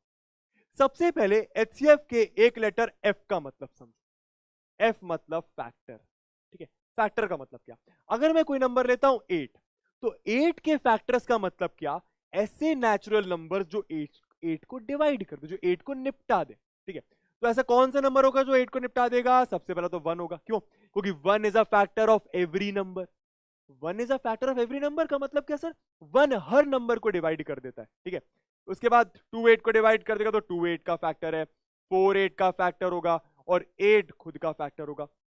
एक चीज हमेशा याद रखना, वो नंबर खुद का फैक्टर होता है और 1 हर नंबर का फैक्टर होता है। एक और एग्जांपल लेता हूं, मान लो मैंने लिया 32, तो 32 का एक फैक्टर आपका 1 हो गया क्योंकि 1 के टेबल में 32 आता है। 32 का एक फैक्टर आपका कितना हो गया भैया? 2 हो गया क्योंकि 2 के टेबल में 32 आता है। उसके बाद 4 भी एक फैक्टर हो गया। उसके बाद आपका भैया 8 भी एक फैक्टर हो गया। उसके बाद भैया आपका 9 नहीं होगा, 10 नहीं होगा, 11 नहीं होगा, 12 नहीं होगा, 16 एक फैक्टर हो गया। उसके बाद आपका 32 एक फैक्टर हो गया। कोई दिक्कत? तो 32 के भी ये आपके फैक्टर्स आ गए। फैक्टर्स मतलब ऐसे नेचुरल नंबर्स जो 32 को निपटा दे। 8 के फैक्टर्स मतलब ऐसे नेचुरल नंबर्स जो 8 को निपटा दे। समझ में आ रहा है? तो फैक्टर का मतलब तो समझ गए। हाईएस्ट कॉमन फैक्टर का मतलब क्या? मानिए मैंने 2 नंबर लिखा, आप पहले मतलब समझना सीखो दोस्तों, ठीक है। मैंने मान लिए एक नंबर लिखा 6 और एक नंबर मैंने लिखा 8, ठीक। एक नंबर लिखा 6 और एक नंबर मैंने लिखा 8, ठीक। अगर आपसे इन दोनों नंबर का कोई एचसीएफ निकालने को बोले, एचसीएफ मतलब क्या? Highest common factor. कैसे निकालोगे? फैक्टर की बात कर रहे हैं तो 6 का एक फैक्टर आपका 1 हो गया, 6 का एक फैक्टर 2 हो गया, एक फैक्टर 3 हो गया, एक फैक्टर 6 हो गया। सुनना, 8 का एक फैक्टर 1 हो गया, 8 का एक फैक्टर 2 हो गया, 8 का एक फैक्टर 4 हो गया, 8 का एक फैक्टर 8 हो गया, ठीक है। अब मतलब समझो, हाईएस्ट कॉमन फैक्टर, सबसे बड़ा नंबर जो दोनों नंबर को डिवाइड कर दे। क्या बोला मैंने? आप लोग अपने घर पे मन पे बोलो, मन में रहते घर पे तेज चिल्ला, कोई दिक्कत नहीं, ठीक है, बस चप्पल ना मारे मम्मी। सबसे बड़ा नंबर जो दोनों नंबर को डिवाइड कर दे वो उन दोनों नंबर्स का हाईएस्ट कॉमन फैक्टर यानी एचसीएफ कहलाएगा। तो कौन सा हाईएस्ट कॉमन फैक्टर है भाई? देखो, अगर आप ध्यान से देखो, अगर आप ध्यान से देखो तो 2 ऐसा नंबर है जो 8 को भी डिवाइड कर देता है और 6 को भी डिवाइड कर देता है। क्या 2 से कोई बड़ा नंबर है जो 8 और 6 को डिवाइड कर देगा? नहीं। इसका मतलब 2 इज द एचसीएफ। इसका मतलब 2 इज द एचसीएफ। मैं आपको एचसीएफ निकालना नहीं बता रहा, एचसीएफ का मतलब बता रहा हूं, ठीक है। अच्छा, अब अगर मैं आपसे पूछूं, अब अगर मैं आपसे पूछूं ऐसा कुछ, ऐसा कुछ देखना जरा, ठीक है। मैंने आपसे पूछा 12 और 18 का हाईएस्ट कॉमन फैक्टर क्या होगा? सोच के बताओ, सोच के बताओ, सोच के बताओ। सर क्या सोचना है? पेन छोड़ दो, पेन छोड़ दो, पेंसिल छोड़ दो, सोच के बताना। सबसे बड़ा नंबर जो दोनों नंबर को डिवाइड कर दे। 2 दोनों नंबर को डिवाइड कर देता है, सही बात है। 3 भी दोनों नंबर को डिवाइड कर देता है, ठीक है। 6 भी दोनों नंबर को डिवाइड कर देता है। और कोई नंबर क्या दोनों नंबर को डिवाइड करेगा? बिल्कुल करेगा। 12 12 को डिवाइड करेगा, 18 18 को डिवाइड करेगा, लेकिन सबसे बड़ा नंबर जो दोनों नंबर को डिवाइड कर दे वो कौन सा होगा? 6। तो इसलिए इनका एचसीएफ क्या हो गया? 6। बात समझ आई? सबसे बड़ा नंबर जो दोनों नंबर को डिवाइड कर दे वो कहलाता है एचसीएफ। समझ में आ रहा है? ये मैं क्यों बता रहा हूं, समझ में आएगा, ठीक है। चलिए, फिर मैंने मानो लिखा 32 और मैंने लिखा यहां पे 36, ठीक है। सबसे बड़ा नंबर जो इन दोनों नंबर को डिवाइड कर दे, मन में सोच के बताइए। सबसे बड़ा नंबर जो इन दोनों नंबर, अच्छा नहीं ये नहीं, रुको रुको, question change question change question change question change. 18। सबसे बड़ा नंबर जो इन दोनों नंबर को डिवाइड कर दे वो कौन सा होगा? 18 और 36। 2 दोनों नंबर को डिवाइड करता है, लेकिन 2 सबसे बड़ा नंबर नहीं है जो दोनों को डिवाइड कर देगा। 3 भी दोनों नंबर को डिवाइड कर देगा, और 4 तो नहीं करेगा, 6 भी कर देगा। लेकिन अगर आप ध्यान दो तो 18 एक ऐसा नंबर है जो सबसे बड़ा है, जो सबसे बड़ा है और जो दोनों नंबर को डिवाइड कर देगा। समझ में आ रहा है? 18 समझ में आ रहा है ना? अरे भैया आप ऐसे भी कर सकते हो क्या? 18 का फैक्टर लिख लो। एक हो गया 1, एक हो गया 2, एक हो गया 3, एक हो गया 6, एक हो गया खुद 18, ठीक है। उसके बाद 36 के फैक्टर लिख लो भैया। एक हो गया 1, एक हो गया 2, एक हो गया 3, एक हो गया 6, एक हो गया 4, एक हो गया भैया आपका 12, और एक हो गया भैया आपका 18, और एक हो गया भैया आपका खुद 36। तो कॉमन कौन सा है सबसे बड़ा? कॉमन कौन सा है सबसे बड़ा? कॉमन 2 भी है, कॉमन 1 भी है, कॉमन 3 भी है, कॉमन 6 भी, लेकिन सबसे बड़ा कॉमन कौन सा है भैया? 18। समझ में आ रहा है ना? बहुत बढ़िया। चलिए, अब अब यूक्लिड्स डिवीजन एल्गोरिदम क्या होता है? याद है यूक्लिड्स डिवीजन लेमा क्या था? A is equal to B Q plus R, जहां पे आर की वैल्यू डिवाइजर से छोटी और रिमाइंडर से बड़ी। समझ में आ रहा है? जहां पे हाँ आर की वैल्यू डिवाइजर से छोटी और आपके 0 या फिर 0 से बड़ी, ठीक है। यूक्लिड्स डिवीजन एल्गोरिदम क्या है? एल्गोरिदम का मतलब कुछ स्टेप्स। एल्गोरिदम का मतलब क्या? कुछ स्टेप्स, कुछ स्टेप्स। समझ में आया? यूक्लिड्स डिवीजन एल्गोरिदम मतलब क्या? यूक्लिड्स की डिवीजन की स्टेप्स, यूक्लिड्स की डिवीजन करने की स्टेप्स, जिसकी मदद से मैं क्या कैलकुलेट करता हूं? 2 नंबर्स का एचसीएफ या फिर 3 नंबर्स का भी एचसीएफ निकाल सकता हूं। तो सबसे पहली चीज, यूक्लिड्स डिवीजन एल्गोरिदम क्यों यूज करते हैं? To obtain the HCF of 2 positive integers से A and B with A greater than B. बात समझ आई? यूक्लिड्स डिवीजन एल्गोरिदम का मतलब क्या? 2 नंबर्स का एचसीएफ निकालने के लिए यूक्लिड्स डिवीजन एल्गोरिदम यूज करा जाता है। समझ में आया? 2 नंबर्स का एचसीएफ निकालने के लिए यूक्लिड्स डिवीजन एल्गोरिदम निकाला जाता, यूज करा जाता है। मैं बताऊंगा कैसे, डोंट वरी। अब स्टेप्स क्या है सर? स्टेप्स क्यों? एल्गोरिदम का मतलब भी स्टेप्स होता है। तो सबसे पहली स्टेप, जिन भी दो नंबर्स का आप एचसीएफ निकालने की कोशिश कर रहे हो उसमें यूक्लिड्स डिवीजन लेमा लगा दो। ये आपको आता है लगाना। अगर आपके आर की वैल्यू 0 आ जाए तो आपका, अब नहीं समझ में आएगा ये चीज, मैं पहले क्वेश्चन करता हूं फिर स्टेप्स पर आता हूं, ठीक है। जैसे आपका कोई क्वेश्चन हो गया ये वाला, चलो ठीक है। यूक्लिड्स डिवीजन लेमा लगाना आता है? इन दोनों नंबर्स पे लगाओ फटाफट। सबसे पहला वाला, मान लीजिए मैंने लिया 135 एंड मैंने लिया 225। सुनते जाना आराम से, सुनते जाना आराम से, ठीक है। इन दोनों में मैं यूक्लिड्स डिवीजन लेमा लगाता हूं, आराम से सुनना, ठीक है। सबसे पहली स्टेप क्या? यूक्लिड्स डिवीजन लेमा लगाना, ठीक है। चलो लगाया चाहे। कैसे लगाते हैं भैया? यहां पे लिखा 225, यहां पे लिखा 135, ठीक है। 135 वन जा 135 होता है, 5 5 0 हो गया, 12 में से 3 गया 9 आ गया, ये आपका 0 आ गया, तो बचा 90, ठीक है। अच्छा, अब क्या अभी और सॉल्व हो सकता है? हो सकता है कि नहीं हो सकता? नहीं हो सकता सर, 135 90 को थोड़ी निपटा देगा। अच्छा, तो क्या आ गया भाई यहाँ पे आ गया 225 इज इक्वल टू, सुनना, 135 multiplied by 135 multiplied by 1 plus 90। पहली स्टेप समझ में आई? पहली स्टेप समझ में आई? पहली स्टेप समझ में आई? आई ना? अरे वेरी गुड, 45 सही करो। पहली स्टेप समझ में आई, ठीक है। अब सुनना क्या करना है, अब सुनना क्या करना है, ठीक है। इन्होंने क्या बोला? इन्होंने बोला यूक्लिड्स डिवीजन लेमा लगाओ। अगर R0 आ जाए, R0 आया क्या? R0 आया क्या? R0 नहीं आया, ये R होता है ना भाई। भाई साहब, भाई साहब, ये आपका A is equals to B multiplied by Q plus R। तो R आपका 90 है, R0 नहीं आया, R आपका 0 नहीं आया। ठीक है, अब क्या करोगे? फिर से यूक्लिड्स डिवीजन लेमा लगाओगे। सर कौन से दो नंबर्स में? सर कौन से दो नंबर्स में? इन दो नंबर्स में। सुनना, इन दोनों नंबर्स में, B में और R में। समझ में? किसमें किसमें किसमें? फिर से बताऊंगा, 135 और 90 में। कहने का मतलब क्या? अब आप 135 को डिविडेंड मानो, 90 को डिवाइजर मानो, तो सॉल्व करें, फिर से सॉल्व करें। यहां पे लिखा 90, समझते जाना, यहां पे लिखा 135, 90 वन जा 90, कितना बचा ये आपका 45। तो क्या आया? 90 मल्टीप्लाइड बाय 1 प्लस 45। समझ में आया? अब क्या हुआ? फिर से रिमाइंडर 0 नहीं आया, तो अब क्या?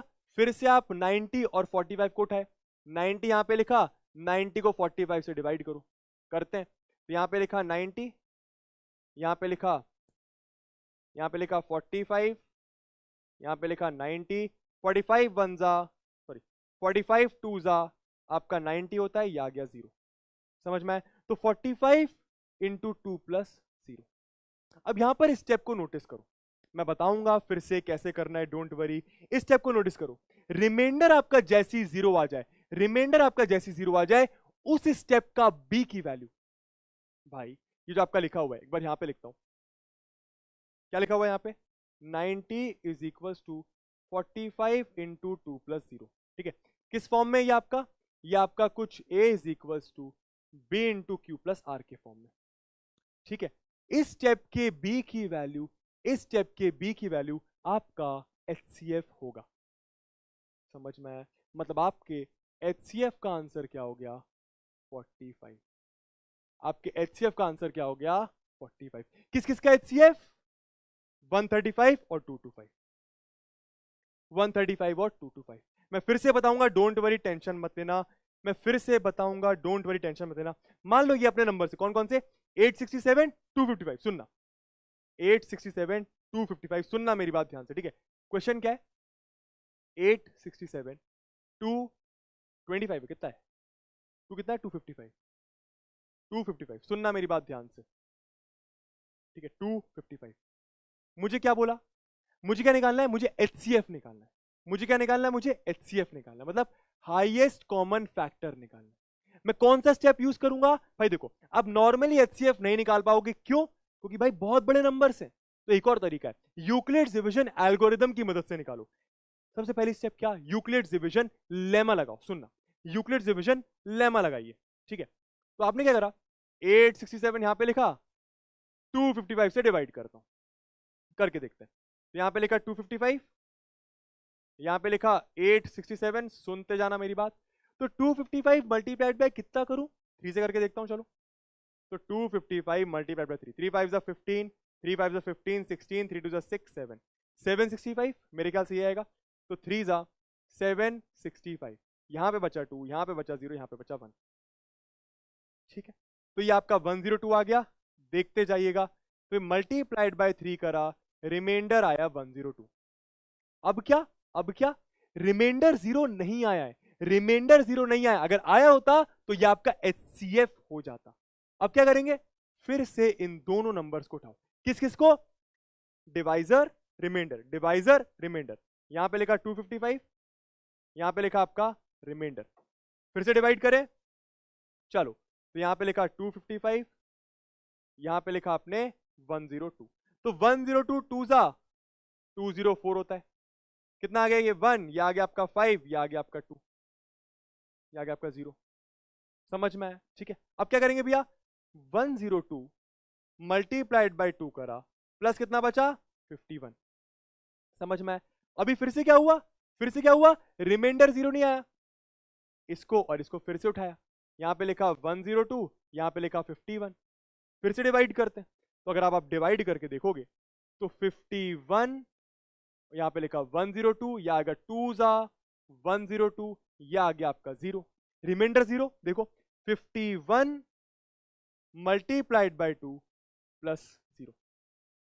अब इस स्टेप में क्या हुआ नोटिस करो, अब इस स्टेप में क्या हुआ नोटिस करो, रिमाइंडर 0 आ गया, रिमाइंडर 0 आ गया तो इसी स्टेप का जो आपका डिवाइजर होगा वो आपका HCF कहलाएगा। मतलब क्या, सबसे बड़ा नंबर जो इन दोनों नंबर को डिवाइड करेगा वो होगा 51। क्लियर हुई बात, समझ में आई बात, बोलो भैया। ठीक है, सबका आंसर 51 आता हुआ भैया। ठीक है, देखो HCF निकालना समझ में आ जाता है, मतलब नहीं समझ में, मतलब क्या है भाई, ऐसा नंबर निकालना है जो इन दोनों नंबर को डिवाइड कर दे, लेकिन वो नंबर सबसे बड़ा होना चाहिए। भाई ऐसे तो बहुत सारे नंबर्स होंगे जो इन दोनों नंबर्स को डिवाइड कर दे, हमें सबसे बड़ा नंबर निकालना है। और हमने कैसे निकाला, यूक्लिड्स डिवीजन एल्गोरिदम यूज करके। एल्गोरिदम मतलब क्या, सेट ऑफ स्टेप्स। ठीक है, चलिए भैया, अब 6 बजे आप लोग क्लास बोल रहे थे, 6 बजे वाली क्लास 6:30 हो गई है, तो उसका वो नहीं करना। चलिए अब यार एक सिंपल क्वेश्चन का आंसर करो, या आप होमवर्क ले लो, ठीक है, या आप होमवर्क ले लो, होमवर्क में करना है, ठीक है, या आप होमवर्क ले लीजिए, या कर लें अभी, बोलो। चलो करते हैं, इसको करते हैं, थोड़ा सा बड़ा है, करो मेरे साथ, सब लोग मेरे साथ इस क्वेश्चन को कंप्लीट करें भैया। क्या बोल रहा है, use Euclid's division algorithm to find the HCF of 4052 and ये वाला नंबर। सबसे पहले तो चैट बॉक्स पे ये बताओ, HCF निकालने का मतलब क्या, सबसे बड़ा नंबर निकालना जो इन दोनों नंबर को डिवाइड कर दे, निपटा दे। बताओ फटाफट बताओ, सबसे बड़ा नंबर निकालना जो इन दोनों नंबर्स को डिवाइड कर दे, निपटा दे। कैसे निकालेंगे, ये आपके ए की वैल्यू, ये आपके बी की वैल्यू। ठीक, यहां पे लिखा 12576 इज इक्वल्स टू 4052। ठीक, सर इतना भयानक नंबर, कोई दिक्कत की बात नहीं है, एनसीईआरटी का एग्जाम्पल क्वेश्चन है, करो सॉल्व। यहां पे लिखा 12576। ठीक है, चलिए तो कितने सा जाएगा, कुछ समझ में नहीं आ रहा, 3 से करके देखो, 4052 इंटू 3 करके देखो, 3 2 जा 6, 3 5 जा 15, 3 0 जा 0, यहाँ पे आ गया 1, ये 3 4 जा आपका 12, 12156 आ रहा है। कितना आ रहा है, 12156। सही है, निकालो भैया। हाँ very good, highest common factor, एकदम सही कह रहे हो, एकदम सही कह रहे हो। 10 मिनट क्लास को आगे खींचेंगे दोस्तों, क्योंकि अपनी क्लास 10 मिनट लेट स्टार्ट हुई थी, है ना। वेरी गुड, HCF 4 आएगा, सही कह रहे हो भाई। ठीक है, तो 4052 इंटू 3 करा तो यहाँ पे आ गया 12156, ये आ गया आपका 0, ये आ गया आपका 2, ये आ गया आपका 4, ये आ गया 0, ये आ गया आपका 0। ठीक है, तो बेसिकली यहां पर आपका आ गया इंटू 3 प्लस 420। रिमाइंडर 0 नहीं आया, रिमाइंडर 0 नहीं आया मतलब आगे बढ़ूंगा। ठीक है, आगे बढ़ूंगा मतलब क्या, अब ये आपका डिविडेंड बनेगा, ये आपका डिवाइजर बनेगा। चलिए, तो यहां पे लिखा 4052 इज इक्वल्स टू, यहां पे लिखा 420, फिर से डिवाइड करो, फिर से डिवाइड करो, तो यहां पे लिखा 420, ऐसा करते हैं, यहां पे लिखा 420, अंदर लिखा 4056। ठीक है, तो कितने सा करूं भैया, 10 सा करूंगा तो 4200 आएगा, 9 सा करके देखता हूं। ठीक है, तो 420 इंटू 9, 9 0 0, 9 2 80, 9 4 36, 37, तो यहां पे आ गया आपका 3780। कितने सा, 9 सा, माइनस करो भैया कितना आएगा, माइनस करिए भैया कितना आएगा, ये आ गया आपका 6, 15 में से 8 जाएगा, 15 ही होगा ना, है ना, ये आ गया आपका 7, ये आ गया आपका 9 2, ये आ गया आपका 0, 276, तो 420 इंटू 9 प्लस 276। ये बात समझ आई, ये बात समझ आई, मेरे ख्याल से आ रही होगी। ठीक है, अब क्या हुआ भैया, देखिए ये आपका डिविडेंड, ये आपका डिवाइजर, तो यहाँ पे आ गया 420 इज इक्वल टू 276। कितने तक जाएगा, समझ में आ रहा होगा, 276, यहाँ पे लिखा 420, 276 वन जा 276, 10 में से 6 गया 4 बचा, उसके बाद ये 1, 11 में से 7 गया, कितना हो गया भैया 4 बचा, फिर ये आपका 1 बचा, 144 आ रहा है, 144 आ रहा है, कुछ गलती हो गई क्या, कुछ गलती हो गई क्या, क्या गलती हो गई भाई, 276 नहीं आएगा ये, अच्छा अच्छा अच्छा अच्छा, माफ करिएगा माफ करिएगा, नहीं नहीं सही तो है, 276 नहीं आएगा, क्या गलती हो गई भाई, क्या गलती हो गई, 4052, क्या गलती हो गई, अरे हाँ ठीक ठीक ठीक ठीक ठीक ठीक ठीक, माफ करिएगा माफ करिएगा माफ करिएगा माफ करिएगा माफ करिएगा माफ करिएगा, समझ गया समझ गया समझ गया, ये आपका 4052 है ना, ये आपका 4052 है, कितना आ रहा था ये 420 मल्टीप्लाइड बाय कितना करा था अपन ने 9, 9 0 जा 9 2 जा 18, 9 4 जा 36, आ गया 3780। तो यहाँ पे आया 3780, माफ करिएगा यहाँ पे बचा 2, ये आ गया आपका 272 है ना, 272 आएगा, ये 272 आएगा। तो यहाँ पे लिखा 272, अब सही है, अब सही है, 272 आएगा, एकदम सही है, ठीक है। बस ये आपका क्या बन गया डिवाइजर। यहाँ पे लिखा 420, थोड़ा सा बड़ा जाएगा दोस्तों, ये घबराने की बात नहीं है। यहाँ पे लिखा 272 मल्टीप्लाइड बाय क्या करेंगे भैया, देखो यहाँ पे लिखा 272, यहाँ पे लिखा 420, तो 272 वन जा 272, ठीक है। 10 में से 2 गया बचा 8, यहाँ पे 1 बचा, 11 में से 7 गया बचा 4, यहाँ पे बचा आपका 1, तो यहाँ पे आ गया 1 प्लस 148। कोई दिक्कत, आगे आप करो भैया, फिर से रिमाइंडर 0 नहीं आ रहा, जब तक रिमाइंडर 0 नहीं आ जाता आपको सॉल्व करते रहना है। यहाँ पे लिखा 272, यहाँ पे लिखा 148, इसको आप सॉल्व कर सकते हो और आंसर बता दो, और आंसर बता दो। इसका आंसर, इसके आगे आपको सॉल्व करना है, ठीक है, इसके आगे आपको सॉल्व करना है, आगे सॉल्व करना है, ठीक है। और HCF आपको बताना है, मैं आपको आंसर बता देता हूं, आंसर आपका आएगा 4, आंसर आपका आएगा 4, ठीक है।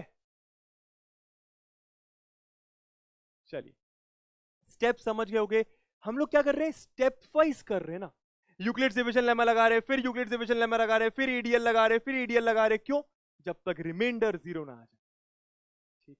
और इसी स्टेप को बोलते हैं हम लोग यूक्लिड्स डिवीजन एल्गोरिथम। चलिए तो भैया एक पोल हो जाए, एक पोल हो जाए, आप लोग के पास 4 ऑप्शंस होंगे, क्वेश्चन मैं आपको दे रहा हूं, क्वेश्चन मैं आपको दे रहा हूं, आंसर करने की कोशिश करिएगा, ठीक है। क्वेश्चन कहां गया भाई, क्वेश्चन कहां गया भाई, क्वेश्चन आपका ये रहा। चलिए आंसर करिए, आंसर करिए, आप लोग के पास आंसर देने का ऑप्शन आएगा, मैं आपको इस क्वेश्चन के लिए दे रहा हूं 30 सेकेंड्स, सिंगल चॉइस स्टार्ट पोल। 30 सेकंड आपके पास, यहां पे टाइमर चल रहा है, इस क्वेश्चन को आराम से रीड करिए, 4 ऑप्शंस है, आंसर करिए दोस्तों, आंसर करिए, बस बस खत्म कर रहे हैं, 3-4 मिनट में क्लास खत्म कर रहे हैं, ठीक है। कुछ पोल्स कर लें,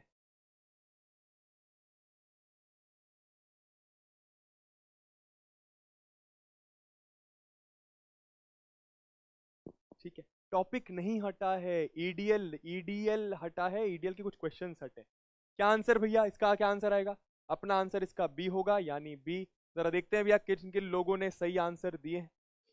तो 50% जनता ने बी ऑप्शन मार्क करा है, जो कि एकदम सही है, B option is the correct answer. लेकिन एक बात बताओ, लेकिन एक बात बताओ, 33% लोगों ने 5 क्यों आंसर करा, तुक्का क्यों लगा।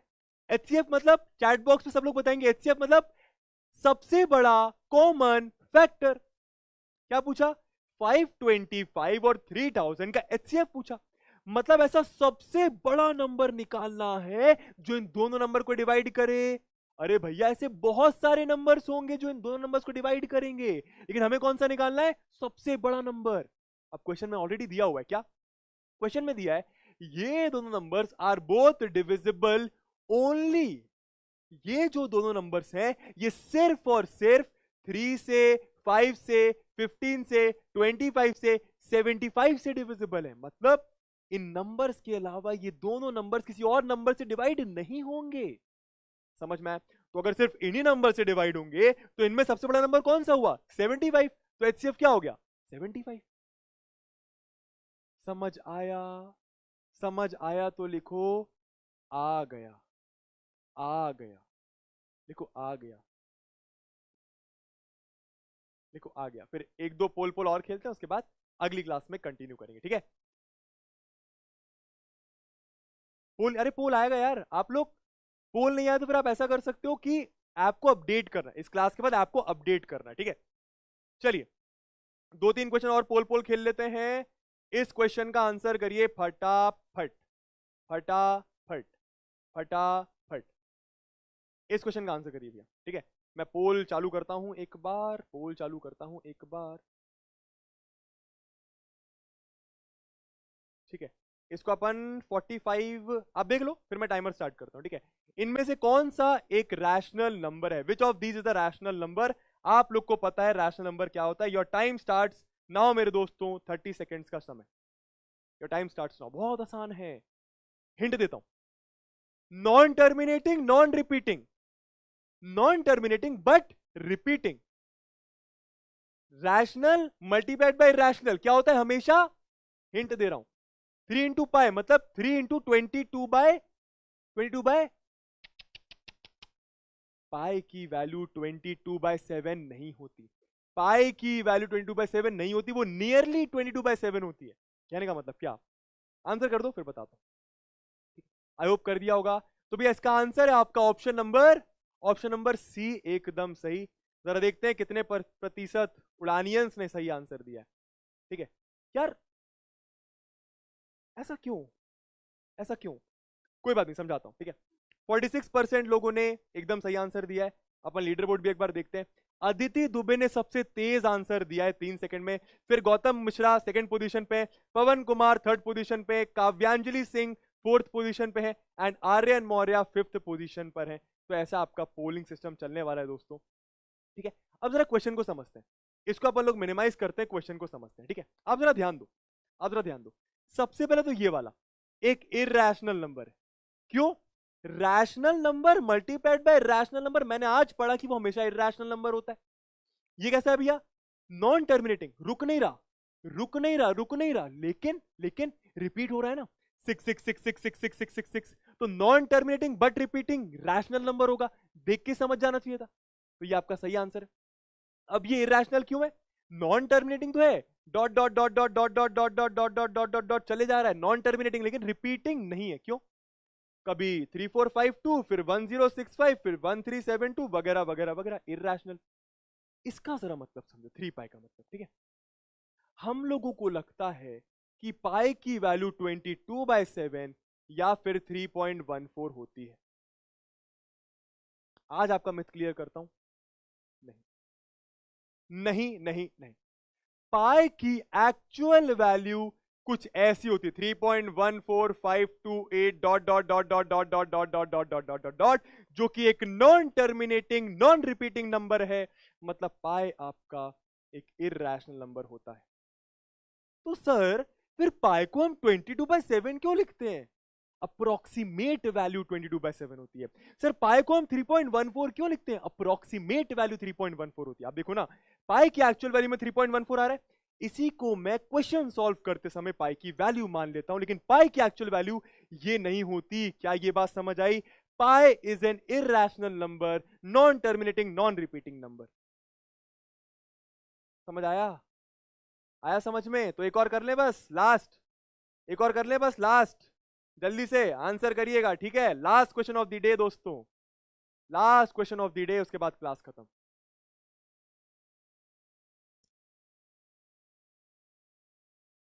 हाँ बताइए भैया, बहुत ही आसान क्वेश्चन है। 2.1311 3111 31111 3 dot dot dot dot dot, कैसा नंबर है, कैसा नंबर है? आपका टाइम खत्म होने वाला है, बताइए। ऑप्शन नंबर सी, एक इरैशनल नंबर। क्यों? Non terminating non repeating. जरा देखें कितने लोगों ने सही आंसर दिया है। यार दोस्तों आगे आना पड़ेगा, आगे आना पड़ेगा, कोई दिक्कत की बात नहीं है। 60% लोगों ने एकदम सही आंसर दिया है। अगर आप लोगों ने क्लास अच्छे से देखी तो आपको समझ में आया होगा, 9th क्लास में भी थे तो भी समझ में आएगा। बहुत ही ज्यादा बेसिक क्वेश्चन है, लुल्लू पुल्लू क्वेश्चन, ठीक है। हमेशा याद रखिए, पोल में आपको तेज तेज करने से पहले यह सोचना है कि सही करना जरूरी है, ठीक है। तो बहुत अच्छा नाम लग रहा है भैया, ये पेरिकला विनुत जी। अगर आपका नाम मैं सही ले रहा हूं और गलत ले रहा हूं तो माफ करिएगा, ठीक है। उन्होंने सबसे तेज आंसर दिया है। प्रीत कौशिक ने सेकंड नंबर हासिल करा है, अनुज सिंह ने थर्ड नंबर, यदुवंशी प्रिंस ने फोर्थ नंबर, लकी ठाकुर ने फिफ्थ नंबर। तो इस तरीके से आपका लीडर बोर्ड चल रहा है। चलिए दोस्तों, इसी के साथ एक ये होमवर्क क्वेश्चन आपको दूंगा, ठीक है। ये पुराने जमाने में और मतलब आज भी काफी ट्रेंडिंग क्वेश्चन है। काफी ट्रेंडिंग क्वेश्चन है और बहुत बेसिक सा क्वेश्चन है। आप लोग बताइएगा इसका आंसर क्या होगा, 1 होगा या 9 होगा, क्योंकि कोई कोई इसका आंसर 1 बोलता है, कोई कोई इसका आंसर 9 बोलता है। आप लोग को जो मैथ्स पढ़ाई जाती है भाई, बोर्ड मास रूल है 6 डिवाइडेड बाय 2 इंटू 1 प्लस 2। इस क्वेश्चन का आंसर अगली क्लास में डिस्कस करेंगे, आप लोग करके रखिएगा, ठीक है। फिर से बताता हूं, ये बहुत ही ट्रेंडिंग क्वेश्चन है, बहुत बेसिक क्वेश्चन लगता है कि ब्रैकेट सॉल्व करना है, प्लस करना है, डिवाइड करना है, लेकिन काफी सारे लोग इसका आंसर 1 देते हैं, काफी सारे लोग इसका आंसर 9 देते हैं। तो एक्चुअल आंसर क्या है मैं आपको अगली क्लास में बताऊंगा। देखो अभी भी क्या हो रहा है, चैट बॉक्स में कोई 1 बोल रहा है, चैट बॉक्स में कोई 9 बोल रहा है, अगली क्लास में डिस्कस करेंगे, ठीक है। चलिए, थैंक यू वेरी मच। देखते ही देखते आपकी उड़ान की पहली क्लास खत्म हो गई है, ठीक है। एक दो बातें करूंगा जाने से पहले। सबसे पहली बात दोस्तों, thank you so much for joining, ठीक है। एंड क्लास के स्टार्टिंग में कुछ दिक्कतें, कुछ परेशानी, क्लास के बीच में बहुत सारी लैगिंग फेस करने को मिली, ठीक है। पूरी कोशिश रहेगी अगली क्लास में ये चीजें बिल्कुल भी नहीं होगी। पूरी कोशिश क्या, अगली क्लास में मैं वादा करता हूं ये चीजें बिल्कुल भी नहीं होंगी। कभी कभी हो जाता है, आज पहली क्लास में हो गया, कभी 58th क्लास में भी होता है, ठीक है। तो उसके लिए हमें क्षमा करिएगा। अगली क्लास आपकी बहुत स्मूथ रहेगी। आई होप आपको मजा आया होगा, समझ आया होगा, बेसिक टू एडवांस जाना है, ठीक है। मुझे यहाँ पर हर एक बच्चे को देखना है, ठीक है। जिसको सब कुछ आता है उसको भी पढ़ाना है आगे की चीजें, जिसको कुछ नहीं आता उसको भी पढ़ाना है, जिसको थोड़ा बहुत आता है उसको भी आगे तक लेकर जाना है। तो मैं यहाँ पर हर एक बच्चे के लिए आया हूँ, तो धीरे धीरे कभी चलूंगा। आपको लगेगा यार सर ये आता है, मैं अगला बताऊं ना, तो ये सोच कि तेरा दोस्त बगल में बैठा है उसको नहीं आता, उसको भी तो बताना है, उसको भी तो तेरे लेवल पर लेकर आना है, फिर दोनों जाके और आगे जाओगे। थोड़ा सा मेरे साथ पेशेंस रखिएगा, ठीक है।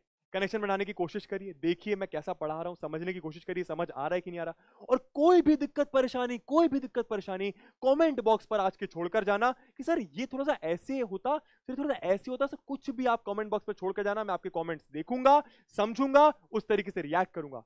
पहली क्लास है यार, पहली क्लास में दोस्त थोड़ी बन जाते हैं, दोस्ती करने में टाइम लगता है, एक दूसरे को समझने में टाइम लगता है, और थोड़ा सा टाइम लगेगा। 2-3 क्लास में आप मेरे, मैं आपका, वादा है। चलिए फिर इसी के साथ मिलते हैं आप लोगों से फिर कभी और, तब तक के लिए अपना अपना ख्याल रखें, मजे करें, चिल करें, जो करना है वो करें, बस किसी का नुकसान न करें। टाटा बाय बाय दोस्तों, and take care, bye bye bye.